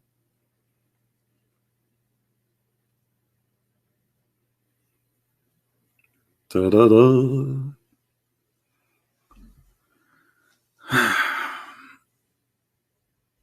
Don't end. Okay, I will not end. All right. Let me get something to drink. Give me a second, guys. Man, my two knee hurt from sitting all this time. You see, when I sit in the behind the computer, like I don't know how to explain to you. I don't really relax. I'm so excited, and the excitement it make me, you know, like it hurt. I need to do some running. I'm running right now in front of the microphone, getting ready for the match.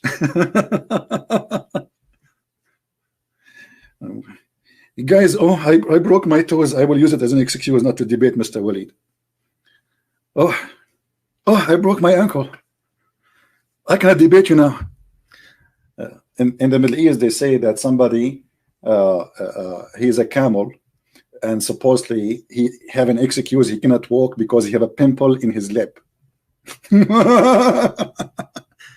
I will not be surprised if Mr. Walid he do the same. He will say, I have a pimple in my foot, so I cannot debate you. Not in his lip. Just to avoid debating me. Let me make some coffee. I'll be back.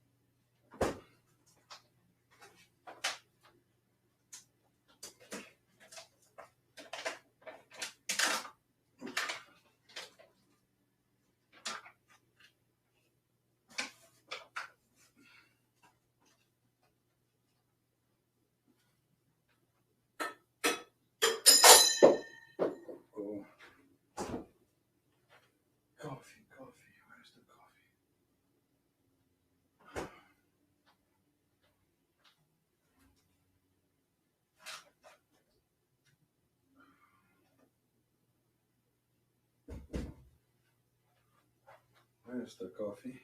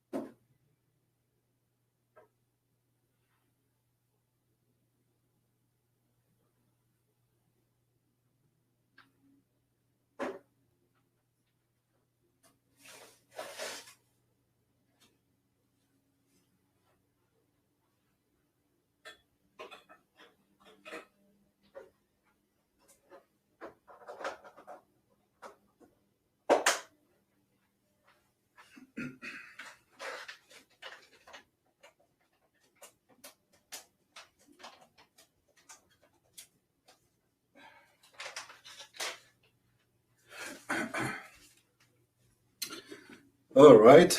Sorry, guys. Am I heard? We are waiting for Mr. Wade to call us, and I'm making some Greek coffee. I love a Greek coffee. We add cardamom with it.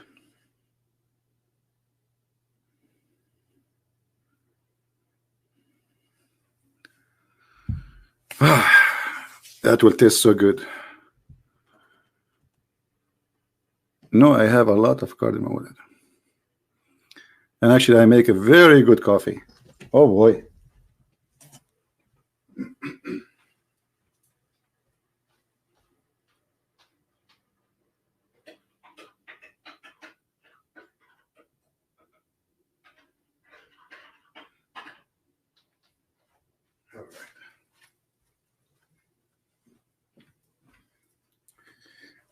Isn't it 5 minutes already for Mr. Walid?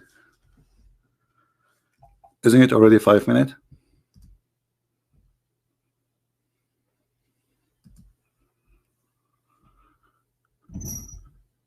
Thank you, Ramona. Thank you. You know, once I was debating a sheikh, a Muslim sheikh. He says to me, I need to go. I said, okay, where are you going now? I mean, we are in the middle of the debate. Things are getting really hot. He said, okay, I have to tell you, I have to go to the bathroom. And that was almost 12 years ago. Never come back until now. And I was expecting maybe he fell down in the hole or something happened, or maybe because I saw a movie, a terror movie, like there's an alligator, he come from the bathroom and he eat you. I don't know if you saw the movie, because I could not explain how the guy since 12 years ago, he went to do poo-poo and until now never come back.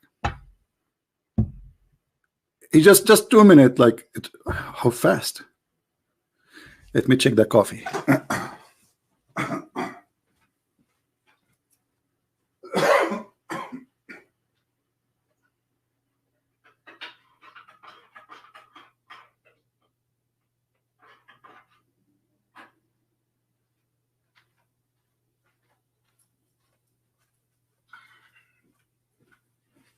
All right, the coffee is still in the processing.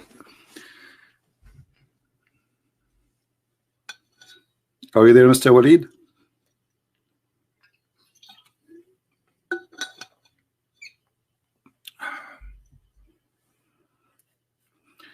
Thank you, Rana. Thank you.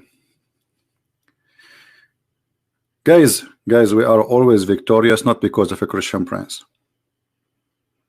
We are victorious because we are in the right side. If the Lord is with me, who could be against me? But always before you go in a war with the devil, you should know first who is the devil and how he think. So learn and get ready, because one day you will be part of this fight. The devil will come to you. He will not leave you alone. Let me check the coffee again.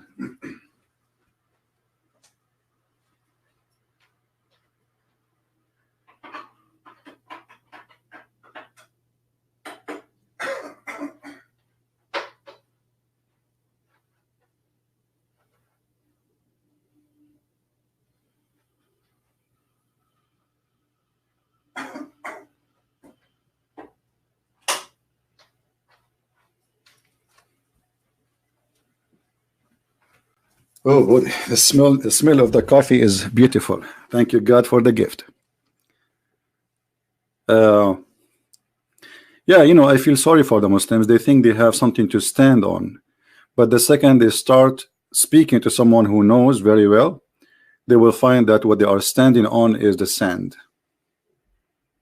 All right. Please, why do convert to Islam change their name from Western ones to Arabic? Because Islam is an Arabic, it's a religion made by the Arab for the Arab. So you notice that somebody who convert to Islam right away, he starts saying Arabic words, he changed his name, he dressed like Arab, he act like Arab, because Islam will strip you from your heritage. There's a hadith where Muhammad, he said, the one who is proud about his heritage, tell him to go and bite the private part of his father. All right. Let me see the coffee. I hear it.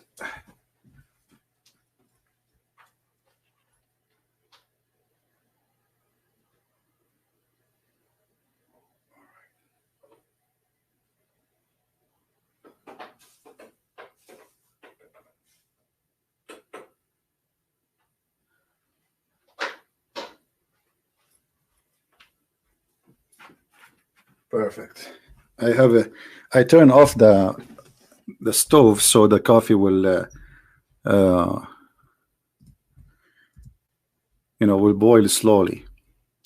Look what Muhammad, he said about a man who is proud about his inheritance, like the heritage he have before Islam. He said to them, the one who is proud about his inheritance, if someone cancel people in the way of the people cancel each in the days of Jahiliyyah. Jahiliyyah mean the ignorance, which is in the Arab time before Muhammad. Look what the Muslim translation is, which is false. And as long Mr. Walid, he will call me soon, I will make him. You gave me your Skype? Okay, where is your Skype? Can you post it again, please?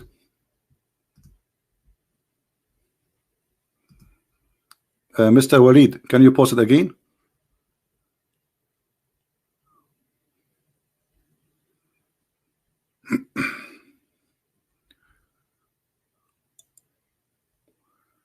Anyone saw the post of Walid Skype? Guys, please, no need to call him coward. The guy is calling us. Please stop doing that. Walid, what is your Skype?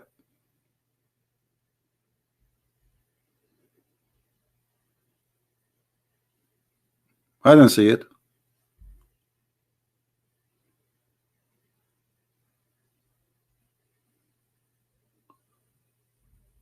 Okay, this is your Skype.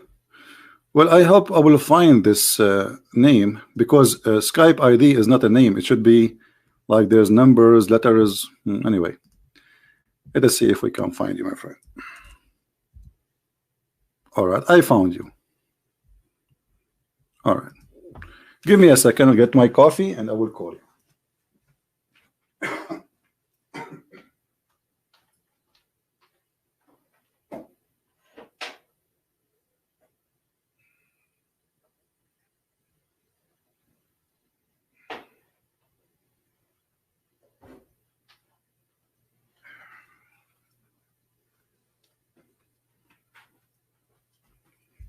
All right, please invite your friends. We are going to call our friend here. His name is Walid, and supposedly he is speaking to me from Saudi Arabia, as I see in his Skype.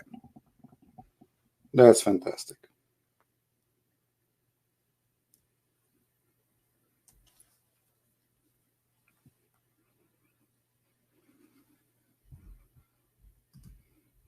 All right, Mr. Walid, I send you hi. Shalom, my friend, and I will call you.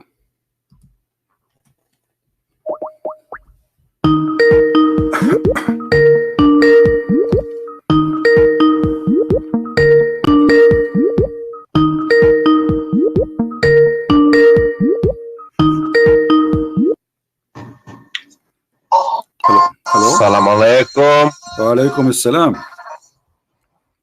How are you, Christian Prince? Yes, I'm fine, my friend. Go ahead. What do you want to say to us?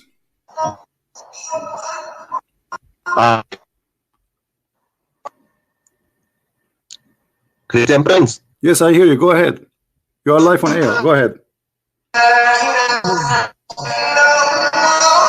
Are you trying to make, are you trying to make me to hear the adhan? Is that the purpose of your call? Or you want to debate me? Hello? So all of this for a guy, he is using the internet of the neighbor? Hello? Make us get excited. I made coffee. I send my 4 wives in vacation. Turn off, turn to be what? The guy, he don't even have an internet. He's in the internet of the neighbors. Are you there, Walid? He's gone.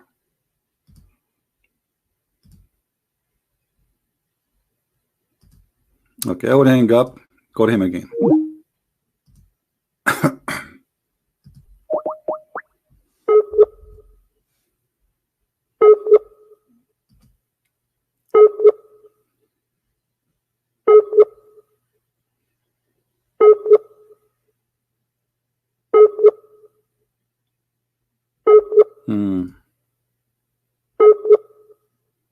Okay.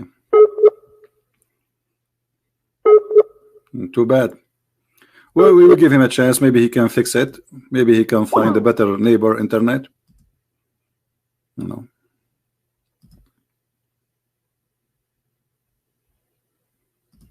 Let us hope so. The internet of the neighbor is very popular in the Middle East because nobody, I mean, they are very decent countries, you know.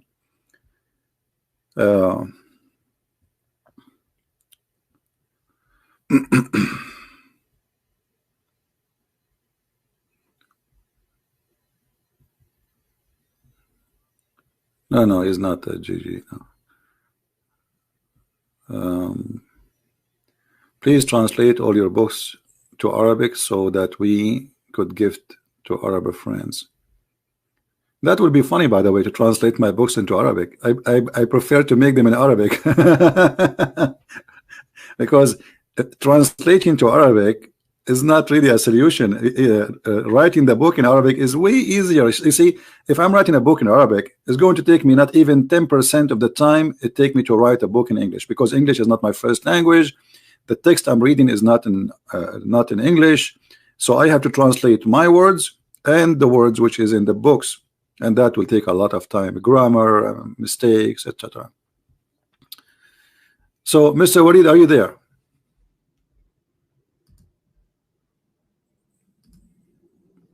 Yeah, Abdul Mu'ti.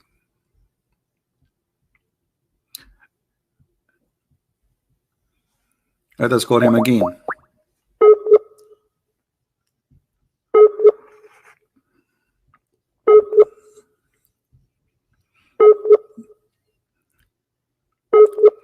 This guy, he think he have knowledge of Islam. You will see. I hope his microphone will work. You will see in 2 minutes that he have no idea what he's talking about.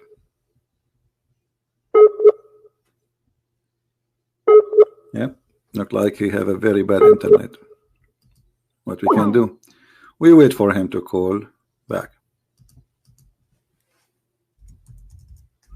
But didn't you know that your internet is bad when you said to me you want to challenge me? I don't know, it sounds fishy. It sounds really fishy, because I'm assuming that you know what kind of internet you have.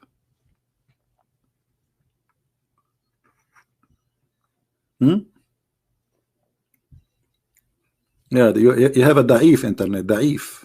The internet is da'if. Allah is da'if. The Prophet is da'if. The Hadith is da'if. Everything is da'if in this cult. Even when they go with the war with Israel, they are da'if.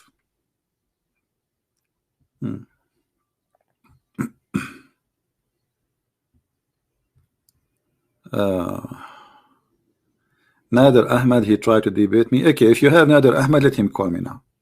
Just for a laugh. He try. This guy, he admit that his prophet have sex with the goat. What debate me about what?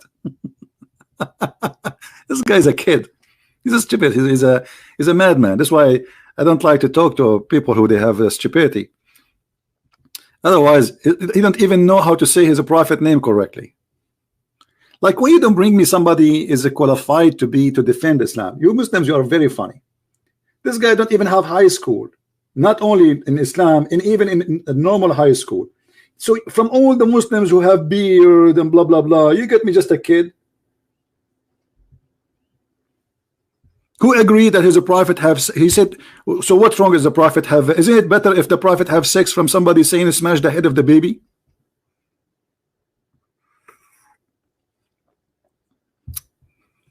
This is the best you have. Okay, bring him. Let him call me, so we can laugh. No problem. Any Muslim, he have a microphone and he have a headset and he have internet from the neighbor, he can call me. What do you think?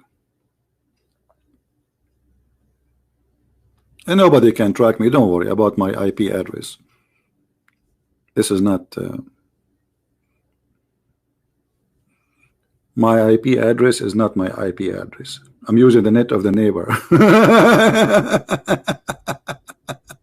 Just joking. Okay, I fixed my internet because I did not hear you. Okay, he fixed it now. I will call back in 2 minutes. Okay, that's good, guys. He fixed his internet. That's wonderful. Have patience.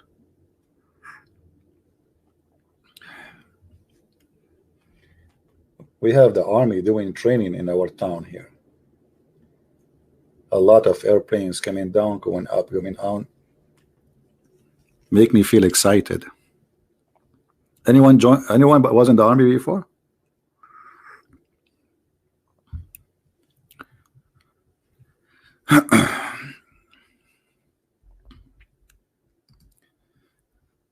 Okay, 2 minutes is over, my friend Walid. I'm waiting for long. Anyone would like to help Mr. Walid, you can call us. He was in the army, Tyler. I did join the army of ants once. And what happened at that time, I was with the army of the ants, and Solomon, he came. And one of the ants, which was, as I remember, she was a sergeant, she said, hide, otherwise Solomon is going to crush you. You don't believe me? Here we go.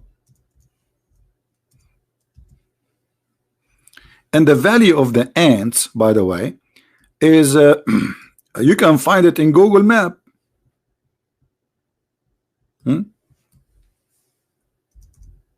You can find it in Google Map. It's very, I mean, there's a, it's a true story.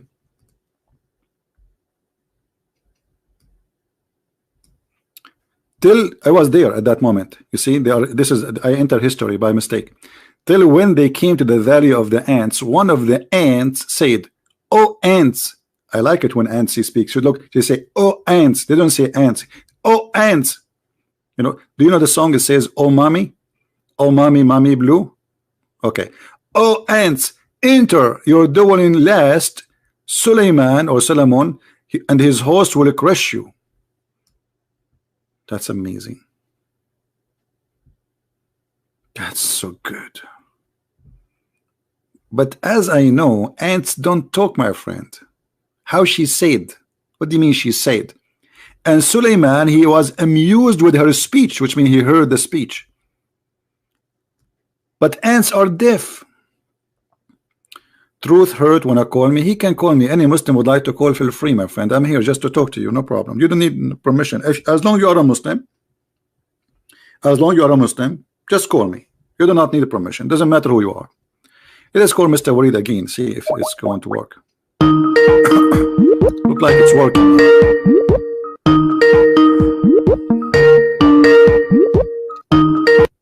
Assalamu alaikum. Wa alaikum assalam, Mr. Walid. How are you? Tafalik. Hello? Can you hear me? Sorry? Can Yes, I hear you. Go ahead. you hear me? Yeah, I hear you.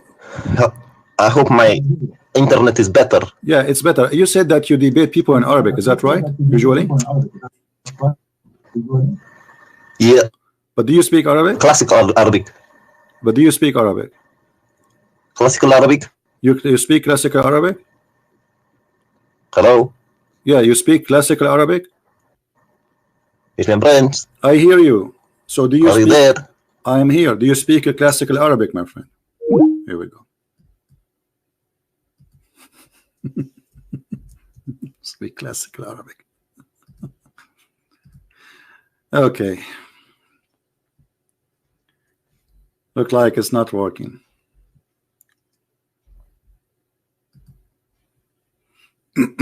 Yeah, let's call him again. What we can do, we are desperate trying to find somebody to call us. This is what happens when you are homeless.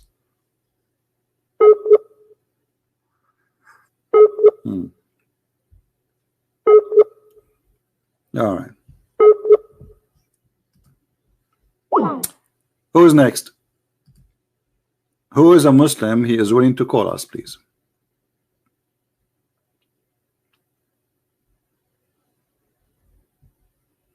He debate in a classical Arabic. I guarantee you, he don't know what to say anything. I mean, you will see. If he call me, I will say to him, debate me in a classical Arabic. I want to hear it.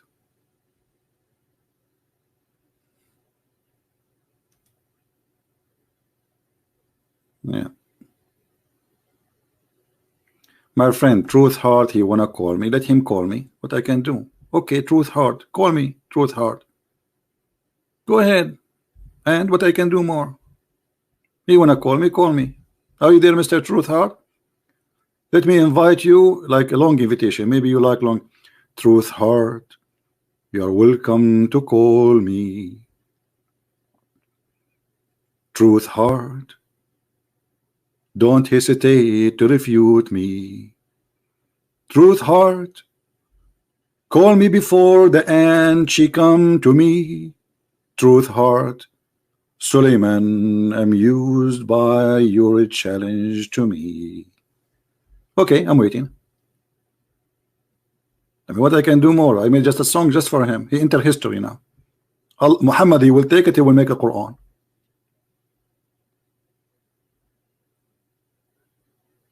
So don't tell me again, truth heart, when I call me. Anyone as a Muslim, call me. Who is a Muslim wanna call me?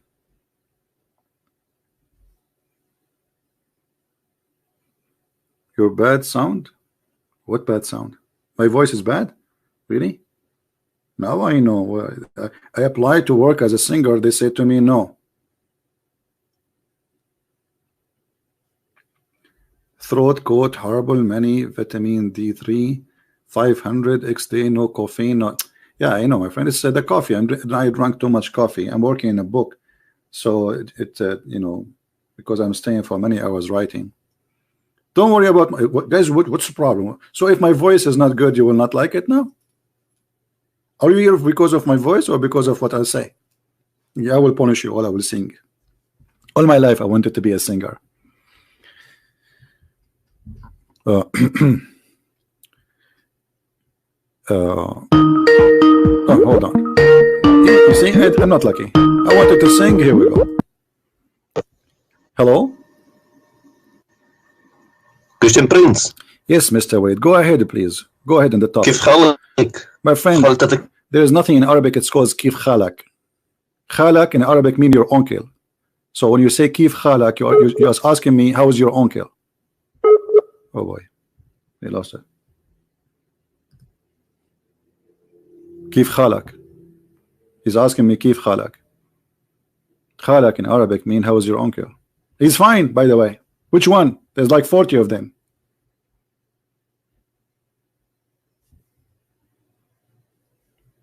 And he want to debate me in Arabic. And he says to me, Kif khalak.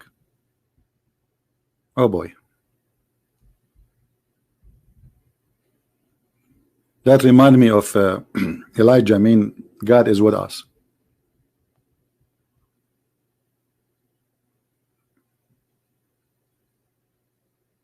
Yeah, 40. Why you are surprised?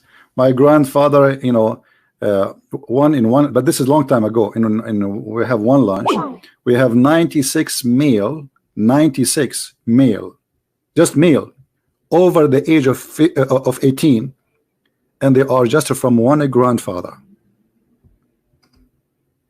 Over the age of 18. We are not counting boys, little children, or girls. No, just male who they are grandsons of one grandfather. 96. Only.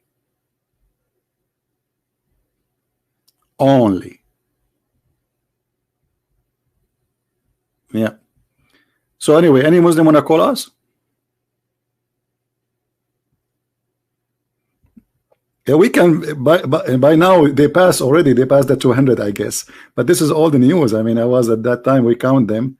You know, I was a kid too. I was like, you know.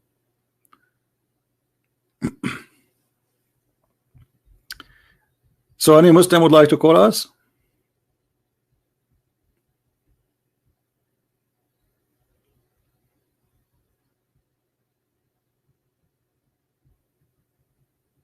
Yeah, this is why when people they invite me to come, I say, can I come with my cousins? They have no idea what they are talking about. So they say, yes, sure. Oh boy.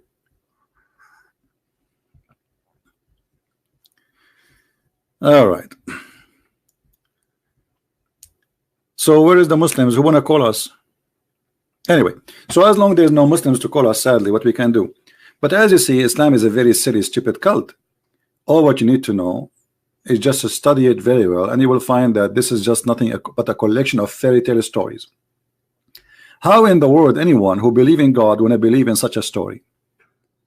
That there's a guy, his name is Suleiman, and he have an army of a chicken and genie and mankind. And if you don't believe me, the Quran says that, chapter 27, verse number 17.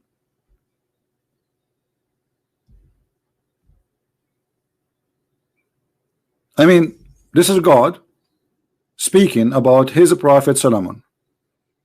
Or this is Muhammad copying the Jews' legends which they used to tell to their kids about Solomon. Muhammad the thief, he copied what the Jews they tell to their children about the great King Solomon, the great King David, you know, and there's tons of fiction stories. There's a book, it's called The Legends of the Jews. You can go and search it in the internet and you will find that this story exists there. And this is where Muhammad he got his story from.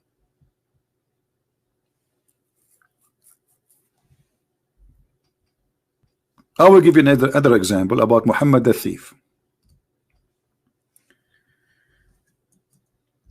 If you remember Muhammad,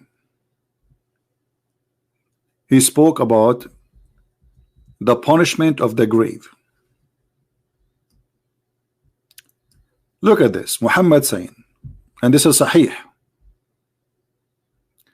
that the cause of the punishment of the grave is the urine. The urine. What is the urine? Where Muhammad is getting this?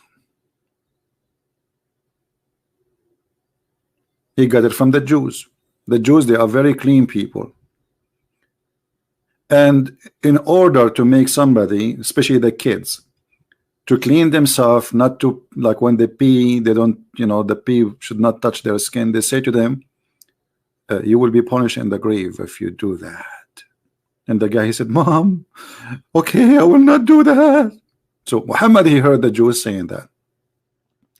And Muhammad, he copied it as it is, as usual. And I will show you the proof of that, that Muhammad is nothing but a thief. Let us see. Okay.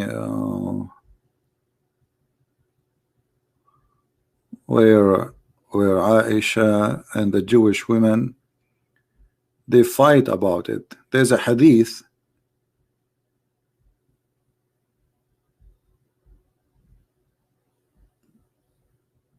Here we go.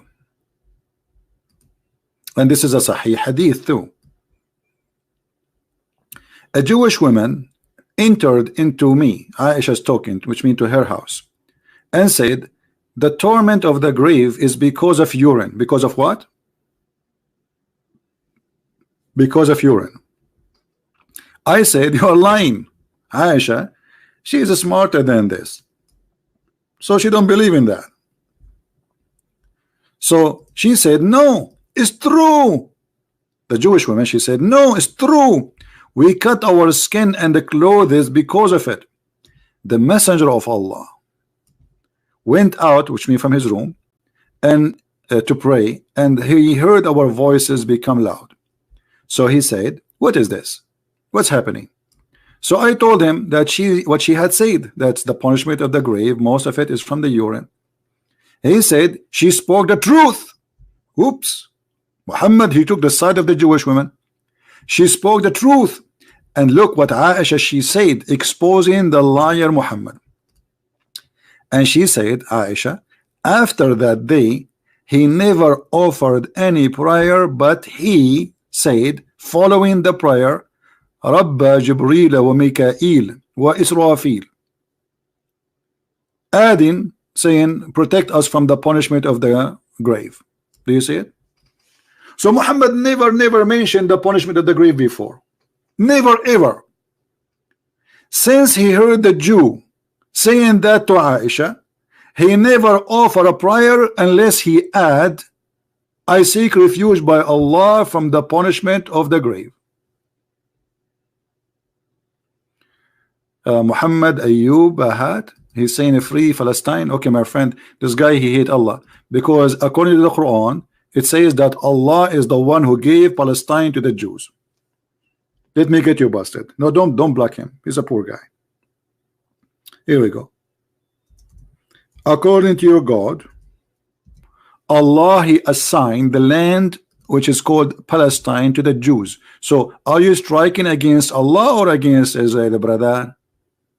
Because the one who strike against Israel, he is striking against Allah, and the proof in front of you. Do you see it?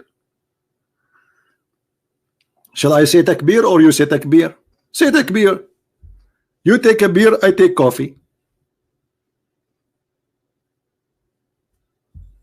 Why Allah he gave the land to the Jews? He never even mentioned the word Palestine, brother.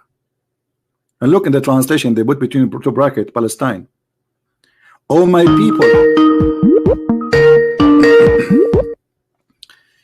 Hello. السلام عليكم. Hey, Walid, are you going to talk? أنا آسف لا تتكلم فصحى عربي. You don't speak Fassa Arabic? You don't speak Fassa Arabic. Do you know what Fassa mean? Fassa is the grass they give to the goat. So he don't speak Fassa Arabic. And the funny, he was challenging me to debate in Arabic.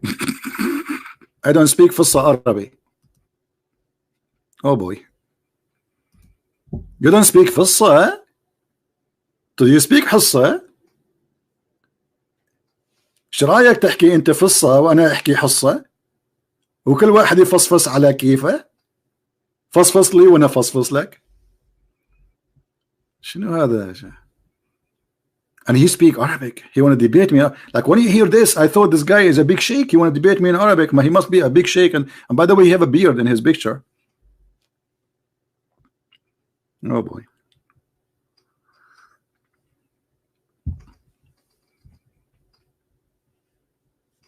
ايه التخلف ده؟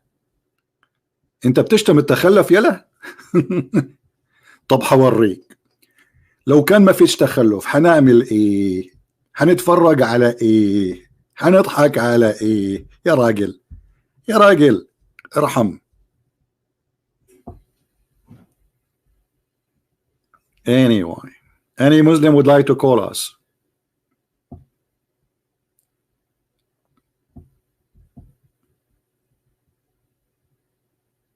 Any Muslim?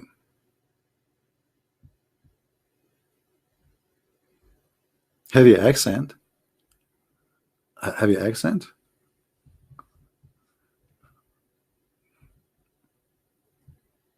Wherever I go, they say to me, where are you from? I don't tell them, just for their safety. Because the second I say where I'm from, everybody want to leave the chair next to me in the airplane. Nobody want to sit next to me. Actually, it's useful. You will have the seat by yourself. Anyone?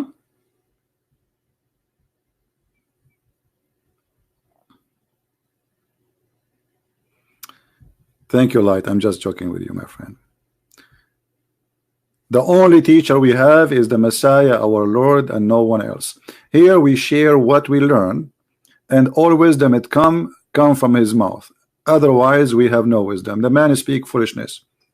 If we don't have a guideline where we can find wisdom and where we can get our wisdom, we will never get. This is why the Lord, he says, read the books. You see, the Lord, he wants us not to be ignorant. Ignorance is our enemy, is not the Muslims. The enemy of all mankind is ignorance. Muslims, their enemy number one is their ignorance. They think that this is God. They think Allah is God and Muhammad. Read and love. This is God. This is God. God, he believed that there is an army given to Sulaiman and there is a bird, a chicken. Why Sulaiman, he needed an army of birds? Where Muhammad did not have this army? He needed, he's doing jihad. Give him an army of birds. This guy, are you serious? This guy is saying to me, call me when you are back. As if I am the one who left. Call me when you are back. What are you talking about? It is you who hang up. Okay. It says missed call. Oh, okay.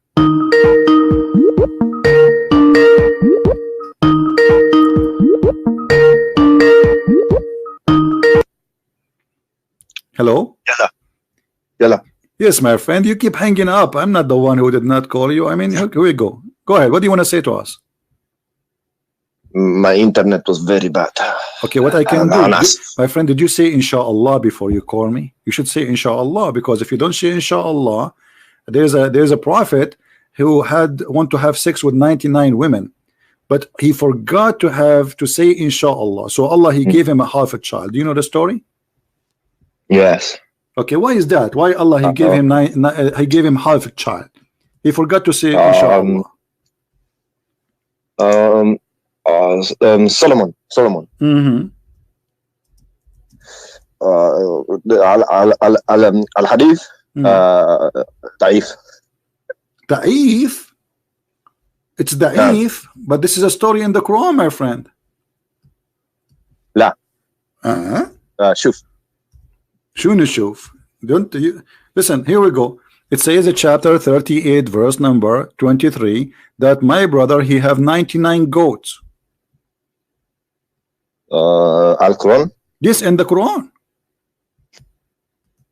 Show me. Show you. I'm showing you. Here we go. I just told you. Chapter 38, verse number 23. Okay. Chapter 32. 38, verse number 23. Okay. Opening now. All right, that's wonderful. Internet very bad. Very bad. Very bad. Yeah. Okay. You speak Arabic? No, I speak German. Aufgeschmackt. Oh, you said you are Arab. My friend, answer. I just gave you a question. What does have to do? Yes, I'm an Arab. Yes. So how come you don't speak Arabic? I was, I was in the plane with the kids, and somebody hit me in my head. Like what happened to your prophet? He lost his 4 teeth in the front. So I lost my front teeth and I lost my memory. Now, what about you? Do you speak Arabic? شوية. So what you said to me, you want to debate me in Arabic if you don't speak Arabic? I speak classical Arabic very good. Okay, now what do you say about what we see in the front of us, that this prophet, he's saying he is calling his wives as goats, and he want to have sex with all of them so they will have children and he will do jihad? I'm reading verse 38 to 23. Read verse. Yeah, read verse. Okay.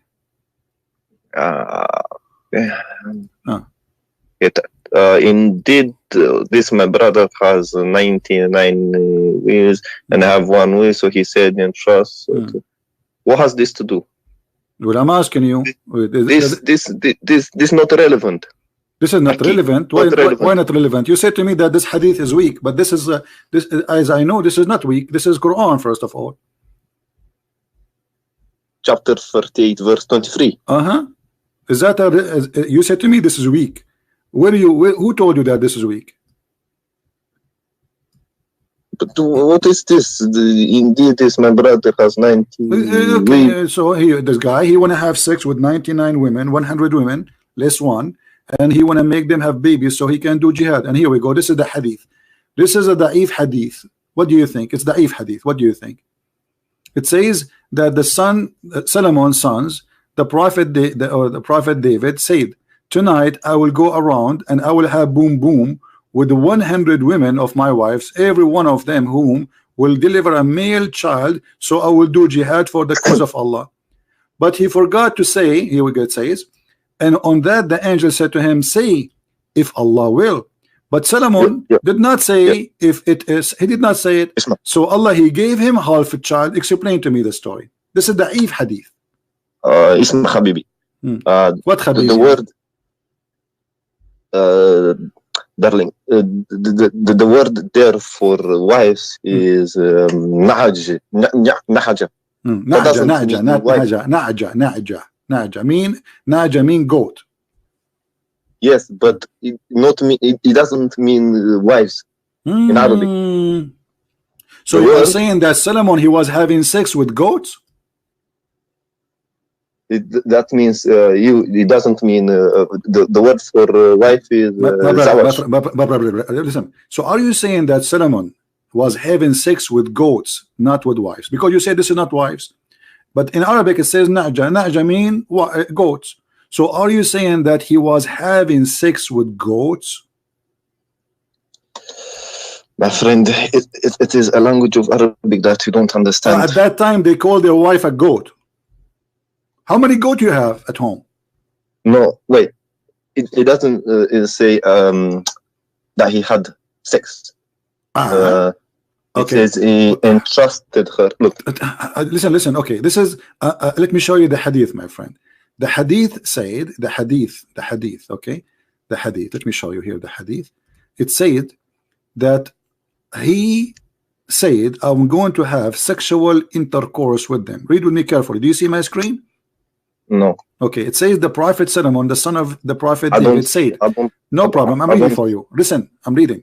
So he said, tonight I will go around, i.e. have boom boom, sexual intercourse with 100 women of my wives, every one of whom will deliver a male child. The angel said to him, say inshallah, if Allah will. But Solomon did not say that. He forgot to say it. Then when he had boom boom, sexual intercourse with his wives, none of them deliver any child except one. She gave him a half person. What does that mean? Go ahead. Well, you got to look at the narration. What is the chain of the narration? Okay. And what is that? What does that mean? This is da'if hadith. This is da'if. I'm not saying that. No, you said that already. You told me it's da'if. You forgot. You have a short memory, my friend. Hit your head again. You said to me this is da'if. Because the chain of the narrator. So this is da'if. This is da'if. Yes or no? Yes. Okay, but this is Sahih Bukhari. You can say that, but you have to prove. Sahih Bukhari is da'if now? Sahih Bukhari is da'if. I don't see your screen. Here we go. I will give you the link. No problem. This is Sahih Bukhari. Internet is hadith number. No problem. Sahih Bukhari. Hadith number 5242. I'm calling you from my phone, not I don't care. No problem. I will give you the link. Here we go. I will give you the link. No problem. Okay. Don't forget to say inshallah before you open it, because it's not going to open if you don't say inshallah. What happened to Sulaiman? He have sex with 99 women, and then Allah deliver him half a child. What does that mean, half child? Do you know what half child mean? Yeah. What does that mean, half child? Premature. Premature. So is Allah punishing Sulaiman, giving him half a child? No, premature. Read the Arabic. Do you understand Arabic? Yeah. Okay, open the link. I gave you the link in Arabic and read it for us. Let us see if you read Arabic. Go ahead. Let me go. I did not receive anything. No, I gave you a link, my friend. Don't tell me you did not. Click at the chat.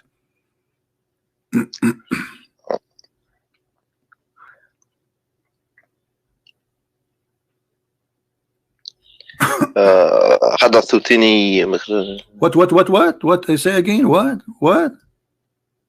What? Say again. What is the first word? Hadathani. What is that? Let me read it for you. Okay, I will help you. No problem. You don't know Arabic. Don't lie next time. Say you speak Arabic. حدثنا محمود حدثنا عبد الرزاق أخبرنا معمر عن ابن طاووس. Do you know ابن طاووس? Taus is your cousin. Yeah, Taus, exactly. Oh, you know Taus. Ibn Taus is your cousin. What Taus mean? Tell me. You claim to speak Arabic. Taus is a bird, have many colors in his wings. Are you serious? I'm very serious.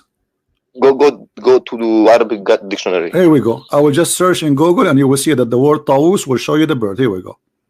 You see it? Okay, this is Taus. Let's open your channel. I don't see it. This is the Taus. Let me try. Give me 1 second.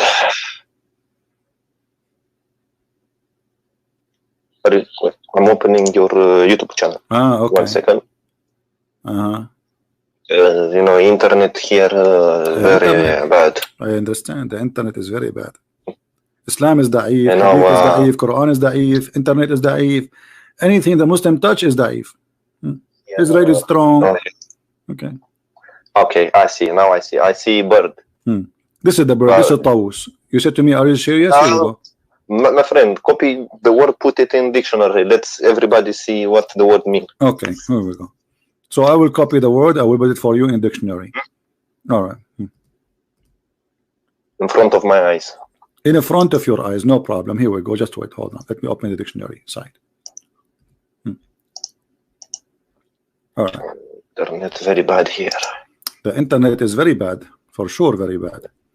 Very hot, you know, outside. Okay, here we go. This is the dictionary, and I will put the word طاووس. It's a name of a bird. Here we go. Do you see it? Yeah. So. Yeah. What it means? Yes, but you know, Arabic it can mean many different things. It can mean many different things. You know, my friend, I want to learn. Okay, what is the other meaning for the word طاووس? I'm listening. We use the طاووس for, you know, for many different birds. Okay, give me what other meaning for طاووس? We showed you that طاووس is the name of a bird. Now, what is that? It can also mean hills. Hills? You know, hills? Hills mean طاووس? No. Hills for women. You know, women when they were hills. Really? Man. Yes.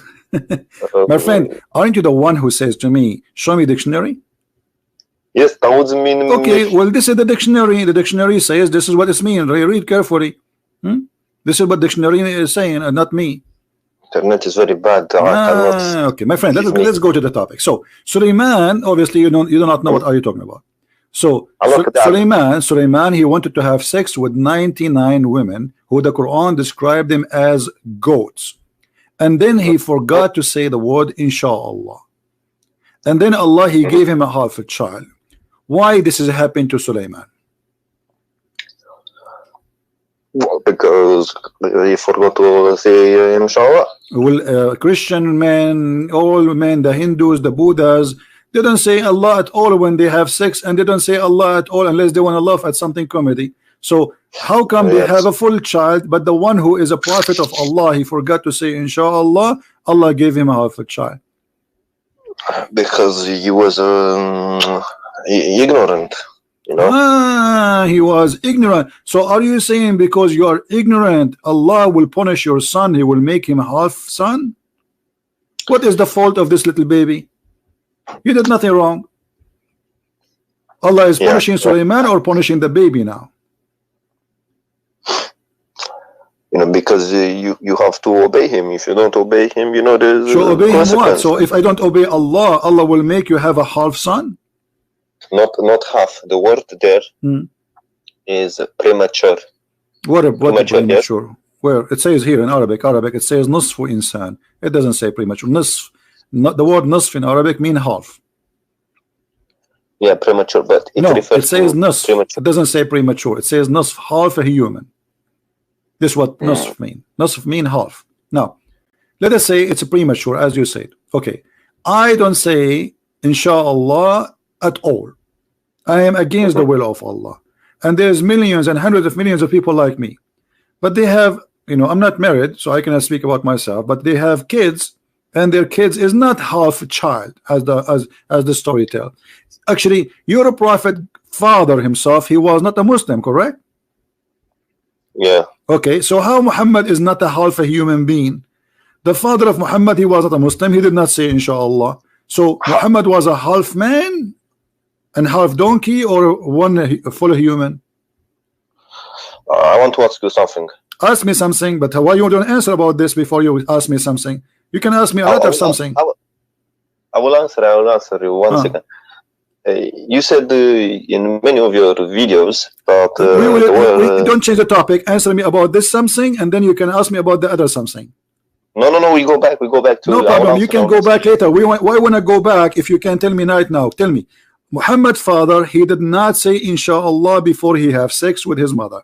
So why Muhammad is not half a human? Huh? How do you know? Because Muhammad, he says his father will go to hell. He is not a believer. Where? Where? Is this? I saw it in the magazine. Is this your claim or my claim? Yeah. What do you think? Why would my claim?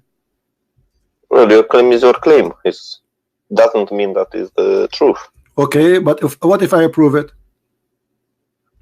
You cannot. I cannot. Are you sure?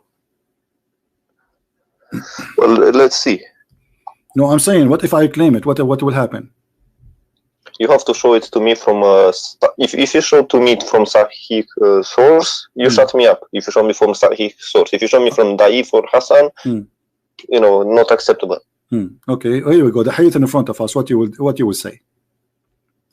You send it to me on Skype. I don't see your channel. Give me 2 seconds. I'll open your channel. But the problem is Da'if. But the problem is Da'if. What we will do now is Da'if. It says, a man asked, where is my father? Messenger of Allah said, your father in hell. When he turned his back, he said, the Prophet, my father and your father in hell. But is Da'if. What he can do now? Do you think this is rejected now? Of course. Okay, of course, but it is of course, but it is Sahih. But it is Sahih. What we will do now? Where does it say Sahih? It says Sahih there. Where? It says there. I don't. Send it to me on Skype. Okay, I will send it to you on Skype. Can we go back to other topic? Yeah, we are in the topic. So you said to me, the Prophet. No. This is the topic. I mean, either you agree, that the story you are giving me is stupid, or you agree that this Muhammad is a liar. Al-Albani. Is it Sahih or not? It's Al-Albani. What Al-Albani? This is, first of all, this is Sunan Abi Dawood. The whole book is authentic. It is authentic book. The books of Sahih are 6, and this is your Muslim website, and the grade of it, it is Sahih. Who said it's Sahih? I said that because I learned that from universities. Do you have an Islamic degree? No, I do. So the books of Sahih are 6, and one of them is Sunan Abi Dawood. I know. Okay, no, you do not know. Don't tell me you know nothing. Now answer. So you're a prophet father. He's in hell because he's not a believer. So he did not say inshallah. Now we go back to 0. So why Sulaiman? Because he did not say inshallah. Allah, he gave him half a child. What happened? Wait. It says a man to what is my father messenger. But this is not the prophet talking. No, the prophet talking. But the man asked. Yeah, the man he asked the prophet, and the man he's gone. So Muhammad, he says to him, because he got upset. Oh my God, listen. He says, read English, okay? A man asked, a man, yes, where is my father, messenger of Allah? So a man asked the messenger, and the messenger said, your father is in hell. So he's not talking about his father, he's talking about the father of the man. But he said, you understand now? My father and your father.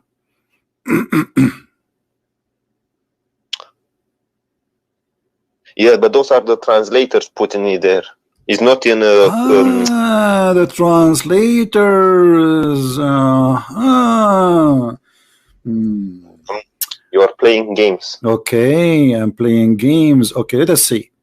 What about this hadith? Let me try open YouTube. 1 second. Can you still hear me? Yeah, I hear you. What about this hadith here? Good. I'm opening YouTube right now. Okay. Because I don't trust you. Or no, don't trust me. I don't trust myself, my brother. I ate too much falafel. Falafel, yeah. Hummus. Yeah. Now answer. Does it say that your prophet is the one who says, verily my father and your father in hellfire? Yes. So why you are lying to me? I was wrong, okay? You was wrong. Okay. Okay. All right. Now, so we go back to 0. Let me ask you. So you're a prophet. His father did not say inshallah, obviously, before he do boom boom. So now, why Sulaiman, his children became half a children when Sulaiman is a believer and he want to even do jihad, he want to have kids so he can kill Christians and Jews. So why Allah is giving him half a child just because he forgot to say inshallah? But you're a prophet father, he did not say inshallah at all, yet he gave him half Muhammad. Let me ask you a question, okay? I answered the question. Now you answer me nothing. Until now I'm waiting for the first question. Why? This is the question. Why Allah did that to Sulaiman, did not do that to Muhammad? Let me ask you a question, okay? Okay. So you want to? So just say it. I have no answer. Just say it. Say it, and I will let you ask me the question. No. I have. Then answer me. Then don't change topic. If you say I don't have an answer, I give up. Okay, no problem. Otherwise, answer and you can ask me the question. I will explain to you. No, answer the question. Don't explain. I don't want explanation. I want an answer. So why this is happening to Sulaiman? He forgot to say inshallah, but there's millions of people don't say inshallah at all, including the father of Muhammad, and nothing happened to them. Go ahead. I don't know. To be honest, I think. Thank you. Finally, he said, "I don't know." Now hit me with the question you have. So he do not know, guys. The guy who claimed he know nothing. Okay, thank you for being honest at least. So now, what is your question? I said, I don't know who put the story there. What do you mean who put the story there? Are you telling me are you going to say to me I wasn't there? Are you saying to me you wasn't there? Well, your prophet is the one who said the story, and this is authentic. The story looks fabricated. But I showed you Quran. Okay, explain to me the Quran. It says, okay, explain to me the Quran, chapter 38, verse number 23. It says that this is my brother. He have 99 goats. Explain to me this verse. Who is the one is talking, and who are the goats? Here we go. This is Quran. Let me ask you something. No, don't ask me for something, because I said to you, in order to ask me something, you have to admit that you are an ignorant. You have no answer. You see, you play the game that the hadith is weak, and it's not. We showed you it is sahih. Now we are showing you Quran. So chapter 38, verse number 23, it says, my brother, he have 99 wives. I explained to you already. They are goats. Huh? I explained already what the word for goat there. Okay, but what this story is about? Who is talking, and what 99? What he's talking about? What is about? Explain to me what is behind the story. I told you the word for wife is in Arabic we say zawaj. It is not there. Do you see the word zawaj there? I don't see the word zawaj. And what is the answer? I'm asking you for the answer now. What is behind this story here? Do you see the word zawaj there? What zawaj? No, it's not there. No. So okay. So you tell me. I'm asking you. You don't tell me. So you tell me what is the meaning. Tell me the story. Go ahead. I don't know the story, to be honest. So admit that you do not know. Just say it. I don't know. Okay, you do not know. Now, so guys, finally he admit that he's ignorant. Now give me your question. Go ahead. So you, in many of your videos, you say the word Allah means moon god. Okay? Yes. Okay. You say the word al means in English the. Correct? In Arabic, not in English. Oh yes, in Arabic. Okay. Yeah. It means the. No. Okay. It have two meaning. No, the word al, it has two meaning, which is. I know. Don't teach me Arabic. I know Arabic better. No, you don't speak Arabic. Okay, speak to me Arabic. Go ahead. You speak classic Arabic. I speak any Arabic you wish in the world. Go ahead. Speak to me in Arabic. You don't speak. Speak to me classical. Speak to me in Arabic. It's just speak to me Arabic. Go ahead. Prove to me your point in Arabic. Go ahead. Okay, you don't know Arabic. Okay, so the word al. No. Speak to me in Arabic. Give me the answer in Arabic. Just to show everybody that you are a liar. You don't speak Arabic. Go ahead. Give me the answer in Arabic first, and then say it in English. Go ahead. Don't embarrass yourself in front of me, okay? Give me the answer in Arabic. Don't embarrass yourself, my friend. Give me the answer in Arabic. You know, in Arabic, okay, let me explain. No, give me the. You said you speak Arabic. I said don't embarrass yourself in Arabic. Let's see who's going to be embarrassed. Give me the answer in Arabic. Go ahead. You don't speak classical Arabic. Even give me the answer in Arabic. You don't speak classical Arabic. My friend, people will see in a second. Okay, go ahead. Let's see who speak, who don't speak. Go ahead. Speak to me in the classical Arabic. Go ahead. Give me the answer in the classical Arabic. You start. You claim you speak classical Arabic. You speak to me. I'm waiting. What do you mean speak? Okay. هذا المتحدث معي حمار ابن حمار وفي رأسه رسن. Here we go. I spoke to you in Arabic, and now I want you to prove me wrong. What is this? What is this, my friend? Is this classical Arabic? Yes. Translate what I said. Can you translate what I said? Oh my God! This classical Arabic. Yes. This is okay. I will give you. Okay, hold on, guys. This guy. Yes. He don't agree that I said classical Arabic. Okay. I will say to you. Okay. I will say to you. Listen. Hold on. والوالدات يرضعن أولادهن حولين كاملين. Is that a classical Arabic or not? try not to fart. Try not to fart. You said this is fart. This is Quran. You eat it. I was reading Quran for you. This is Quran. Here we go. This is the chapter 2, verse number 233. I was reading Quran for you, and you said try not to fart. Everybody heard you. You're scared. See, you're scared. Everybody heard you. I was reading Quran in the classical Arabic. والوالدات يرضعن أولادهن حولين كاملين, and you said to me don't fart. My friend, you're not Arab. Listen, let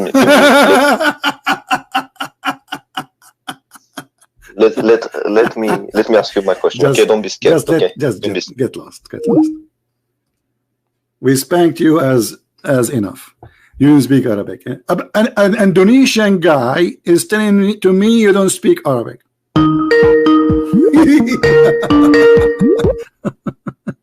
Why you hang up to my face? Because you are stupid. Okay, are you going to speak to me in Arabic or not? I challenge you to speak to me in Arabic. Why you hang up to my face? Speak in Arabic. Otherwise, don't waste my time. I want to speak to you in Arabic only. Classical language. Go ahead. I don't hear you for some reason. Listen. What? Why you hang up? What? Don't go. Don't go. Speak to me. Give me the answer in Arabic, please. Can you stop being scared? Give me the answer in Arabic. You claim that you speak Arabic. You are a liar. You don't speak Arabic, and you accuse me that I am reading Quran and you call it fart. Shame on you. You called the Quran fart. How dare you? How dare you? I was reading the Quran. I was reading the Quran, chapter 2, verse number 2. My friend, don't tell me your friend. I'm asking you. Did I read the Quran for you and you said stop farting? I was reading the Quran for you, chapter 2, verse number 233. So why you said stop farting? I was referring to the things you said before. No, you said the word farting after I did read this. Listen, let me ask you something. Ask me something. Okay, so the word you said the word. Don't be scared. Let me ask my question, okay? Okay. Because you said you cannot refute me. You said the word Allah means the, and Lah is the name of the moon god, correct? Yeah. Okay. If my name is Theodore, does that mean that my name is Odor? You understand me? You are very smart. Abdul, I'll type. Okay, you said you speak Arabic, right? Can you read for me this word in the screen? I don't see. I don't. So okay. If my name read is for me. Read for me. Hold on. Read for me. The second word, the second name of Allah in the Quran. The second name.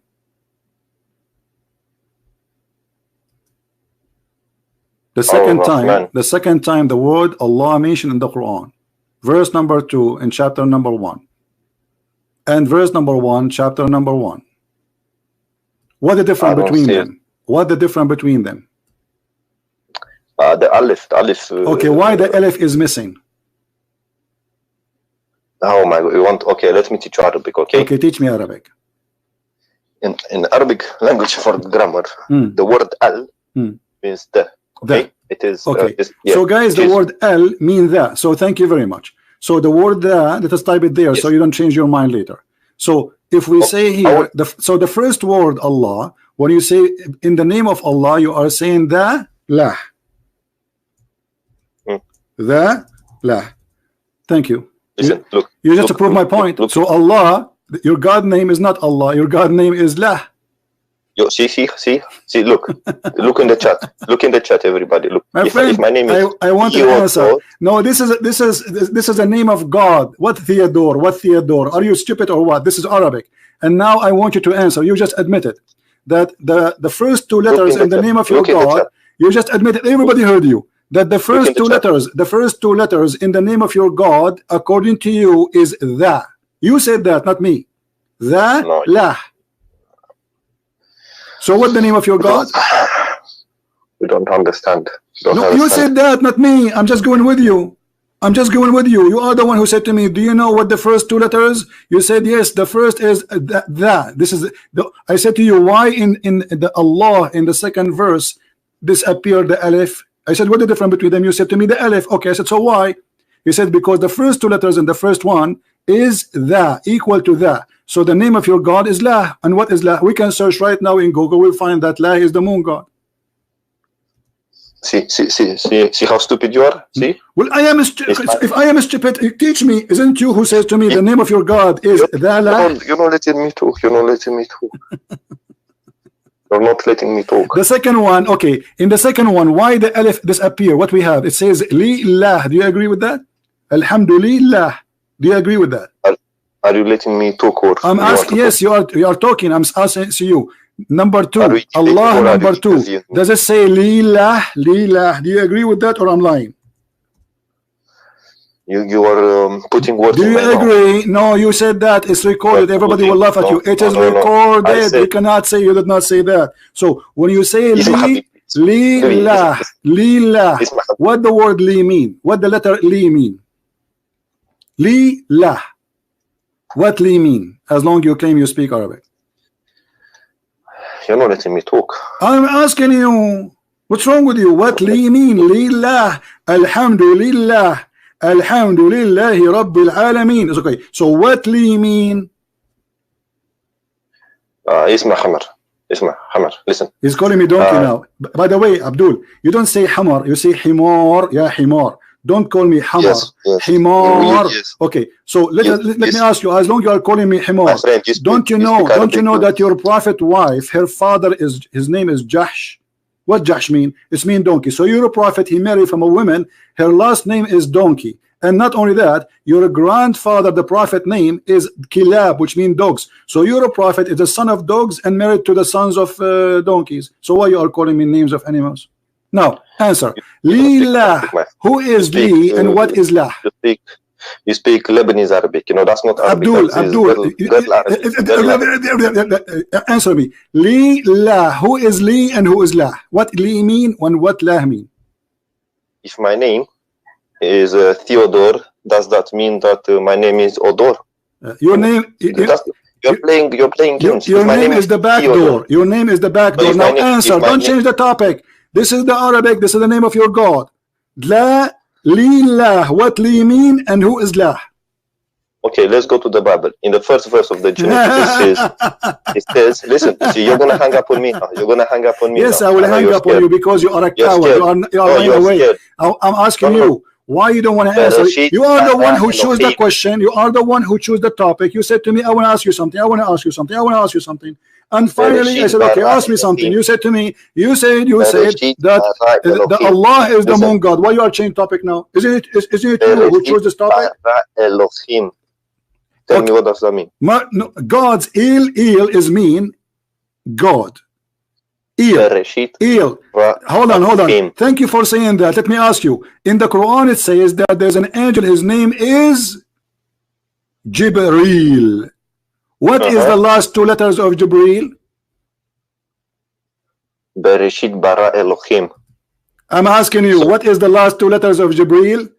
Jibreel. Is the word mean God. Your false prophet, he stole the word. You do not know that Jibreel is not a name. It's a sentence.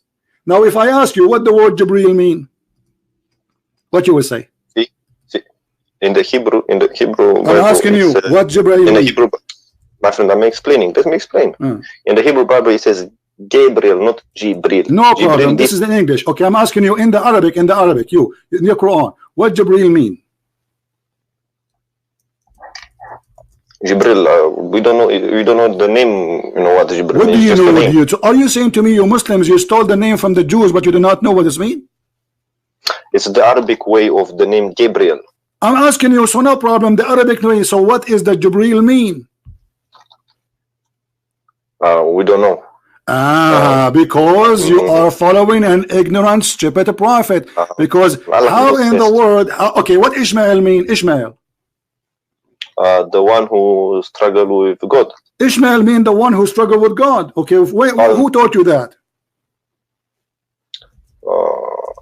That's what I've read. I'm asking you who taught you that. Where you read that? Where? Wait. You talking about Ishmael or Ishmael? Yes, Ishmael. What Ishmael mean? God will hear. Okay. So where is the word God in the word Ishmael? That's the transliteration in Hebrew. Abdul, where is the word God in the word Ishmael? Where is the word God in the word Ishmael? In Arabic. I am asking you in Arabic. I don't care. Where is the word God? Where is the word God in Arabic? In the word Jibril? No problem. Jibril in Arabic. Here we go. Okay. Where is the word God? Where we can find the word God? I'll answer. Can I answer? Yes, sure. Okay, you are trying to mix Hebrew with Arabic. I am not. You said to me Jibril is an Arabic word, so I'm asking you. Asking you, Abdul, stop being a kid. I want you to be a man for one time in your life. You said Jibril in Arabic, so I'm saying to you, Jibril in Arabic, where is the word God? You are the one who says that there is the word God there. Which part of the word Jibril or Ishmael is the word God? Are you finished? Waiting for the answer. It's okay in Hebrew. Don't tell me in Hebrew. I'm asking you, where is the word God in the Arabic Jibril? What is the word God in the you said to me Jibril name include the word God. I didn't say Jibril, I said Gabriel, not Jibril. Gabriel. Okay, in Arabic, Jibril. When we say Jibril in Arabic, the Quran, when say the word Jibril, where is the word God? What the word Jibril mean? If you're not letting me talk, I cannot talk. Listen. In Hebrew, okay, it means I don't want in Hebrew. Stop playing a game. You are dumb like your prophet. I'm asking you, what is the name Jibril mean in Arabic? You do not know. Okay, relax. You told me about Ishmael. Okay, hold on. Ishmael, forget about Jibril. Relax. No. I'm laughing. We are laughing. We are laughing at the stupidity. You're gonna have heart attack. No, relax, the one who have heart attack is your prophet, and he died from poison. He's already dead. I'm alive. And here we go. You cannot answer me. All of you, 1.4 billion Muslims, none of you knows what Jibril mean. This is because your prophet is a thief. It means God will hear. It mean what? God will hear. God will hear. Guys, God will hear. Jibril. This is the meaning of Jibril. This is the meaning of Jibril. This is the meaning of Jibril. This is the meaning of Jibril. God will hear. Where do you get this from? Look, in Hebrew, the word Ishmael, Shama means to hear. Get and lost, hear stupid. Means God. Get lost, stupid, idiot, donkey. I give you time more than you deserve.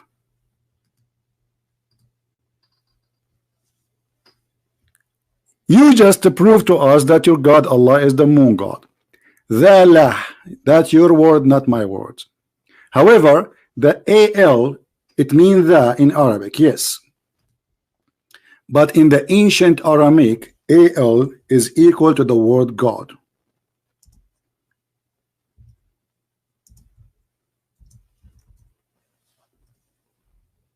So each time you say the, lillah, li here is 2. This li here is equal to 2, the letter 2. So we type here the word 2. This is what the word mean. L is equal to 2.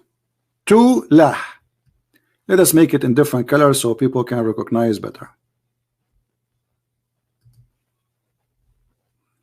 So this letter lah, sorry, L is equal to, what is the name after that? It is lah. That is the name of your God. Lah. In here, the is equal to al, which is the word God.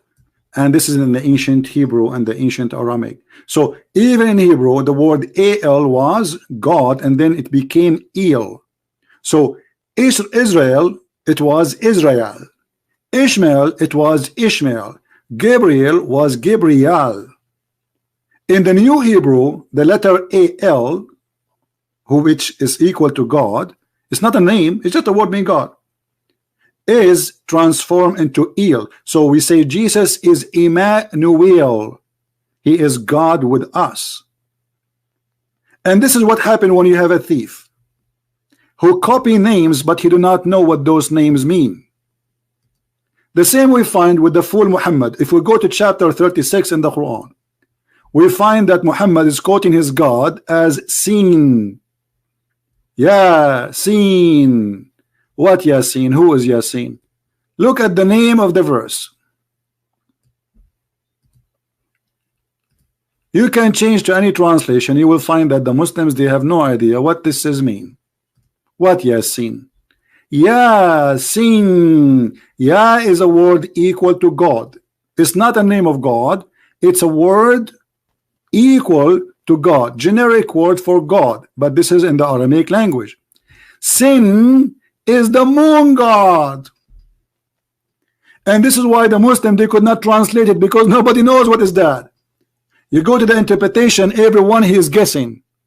Some they say this is Aramaic and we do not know what Allah mean by that. But Yasin or Yasin is a word mean God, seen, God, which is the God of the moon. And those who they are Christians who used to worship sin when they were pagan, they use the word sin today when they translate something as equal to sin. So they say this is sin, this is pagan, this is sin, this is sin. So your God, one of his name is sin. Do you see it?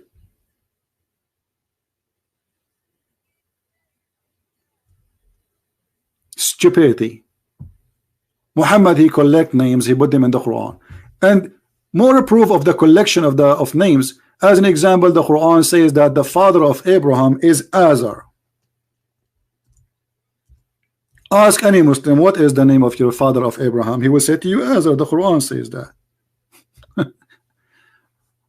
The stupid author of the Quran, he thought Azar is a word mean, or it's a word which is a name, but the fact it's not. It's a word mean a fool. So Abraham, he said to his father, Azar, foolish, are you going to worship idols?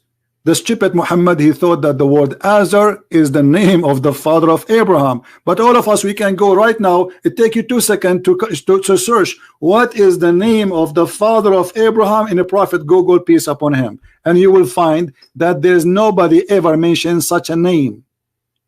But the fool Muhammad, he thought the word fool is the name of the father of Abraham. Have you ever, an Aramaic person, he will call his son fool? And now the Muslim, they think that Azar is the name of the father of Abraham. But this is a word mean fool. Muhammad, he copied from the one who was translating from the gospel and from the Torah, which his name is Waraq ibn Nawfal, and the hadith referred to that clearly in Sahih hadith. So Muhammad, he heard him saying that Abraham, he said to his father Azar. Muhammad, he thought that Azar is the name of the father, but in fact he was saying to him, father, foolish father, you should not worship idols. Makes sense, right? That makes sense. This is foolish, father, you should not worship idols as God. And this is what happened when you follow a thief like Muhammad, who do not know what he is talking about. And this is why they do not know what Jibreel mean, what Ishmael mean, what Israel mean, what Mikael mean, what Israel, all those names Muhammad, he copied from the Jews, and he have no idea. What Abraham mean, they don't know. What Isa mean, they do not know. They don't know. What Moses mean, they don't know. For it is a theft religion. Can you show us reference? Yeah, this, you can go and ask anyone who studied the ancient Aramaic, and he will show you. Azar is a fool, foolish. It's not that actually, even in your Islamic interpretation, later they notice the Christian, they start laughing at them, and they said Azar is not the name of the father of of Abraham. There's many Islamic scholars that discover that this is stupid, but it's too late.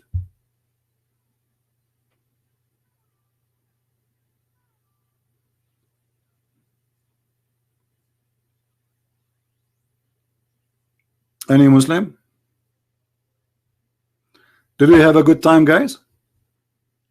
The funny Indonesian guy who say he do not know how to say two, even this guy who don't speak two Arabic words together, he's going to challenge me in Arabic.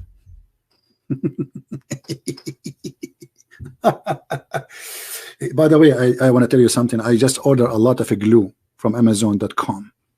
Because each time Muslims, each time I go online, the Muslim, they destroy me. and I spent the day after that trying to glue myself together. So don't forget, thank you for your donation, because we are using it for a glue. If you wonder where the donation is going, it's for a glue, brother. Do you see what happened? I wish I can show you my face now. I have a lot of dark spots in my face right now from the beating of this guy. This guy was beating me all over.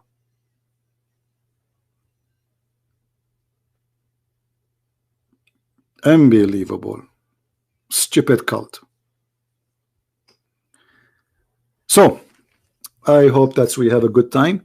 This video will disappear for maybe an hour, because we load it in different channel. But then always to find the videos which we just made today or the day before, remember, copy the title. After 2 hours from now, or 3 hours maximum, search for the same title and filter to search for the last 24 hours, and you will find the video. All right, very easy. شنو عسل النحل جاك النحل يا تارك الصلاة. شنو عسل؟ The brother, he's saying to me asal, which means like this is an Egyptian style. They say like when somebody is doing great, they say honey, you know. So I'm saying to him, don't say honey, there's a lot of bees around. If I show you from my windows what I have, you will be scared. Even though it's very cold, I don't know how the bees can live until now. It's a freezing outside. Unbelievable. All right.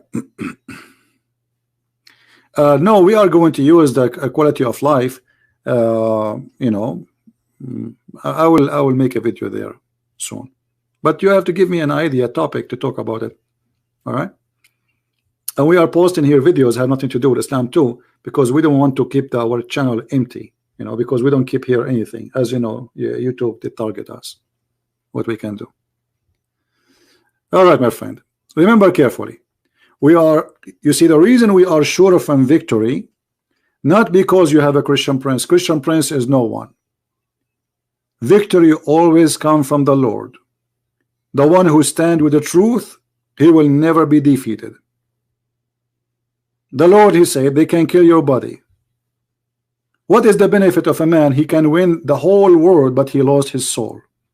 So the winning we do, we win souls. It's not about the body. It's not about the land. It's not about money. It's not about government. We don't care for those things, because everything will be demolished and everything will go. The Lord, he says, everything will perish except my words will not.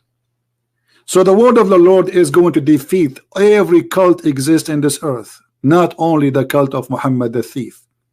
And a Christian prince is nothing but just a person transferring knowledge which you don't have, because let us say God, he helped me to speak Arabic. God, he gave me the gift to know, to recognize, to be able to connect the dots together.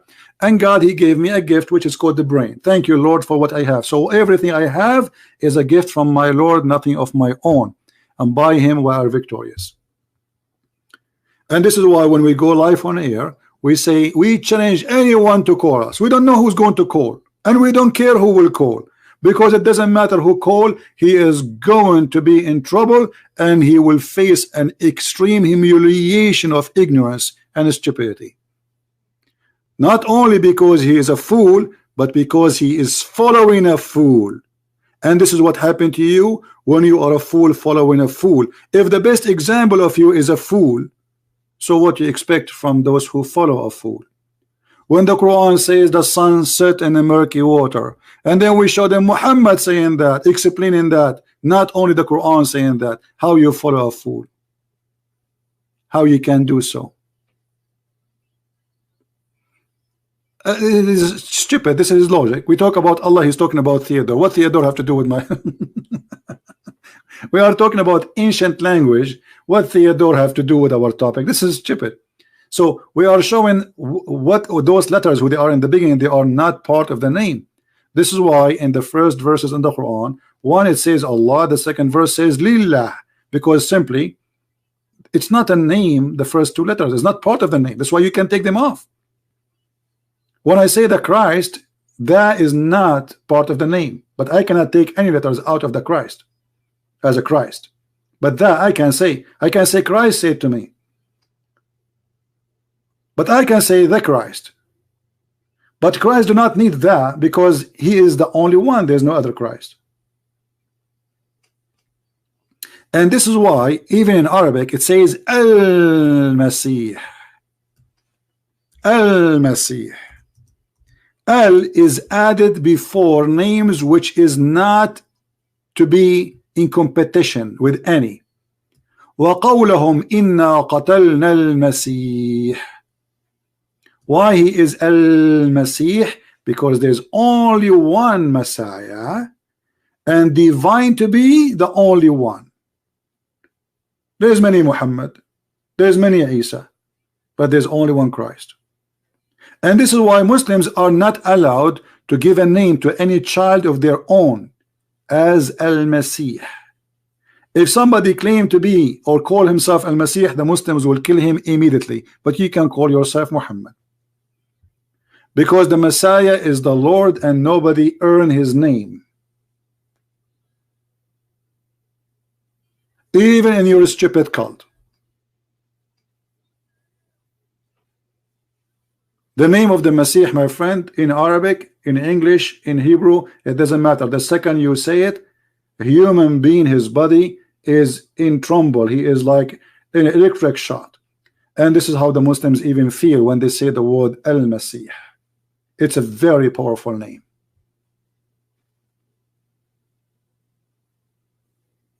It doesn't matter who is the one reading the name. The second you say the Masih, you feel something different. And maybe many people do not know. There's a lot of churches in the Middle East sponsored by the donation of Muslims for the sake of Al-Masih, because they knew Muhammad have no healing.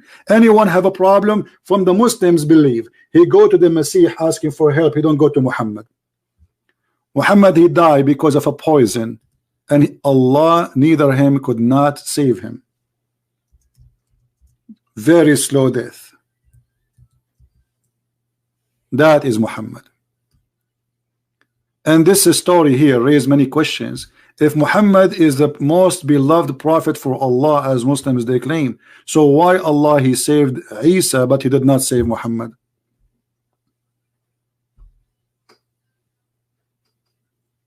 The truth is ugly, my friend, and the Muslims cannot handle the truth, right? That is the truth. Anyway, I want to say thank you all for being here. Remember, this video will disappear from my channel for 2-3 hours. Again, after 3 hours, search for how to approach a Muslim and save him from Islam. Search it few hours from now, and you will have the video posted again in different channels. Until we go again live on air, if the Lord wants us to do so, I say may the Lord bless you all. And if you like to learn more about Islam, you can read my books. And I have now more translation posted. We have 6 on Allah in Spanish, and we have 6 on Allah in Dutch. We have 6 on Allah in German. All of those they are up and in Amazon in the last 7 days only. So I'm glad for those who help us for the translation, so many people from many languages can read and they can learn. Thank you. May the Lord bless you all.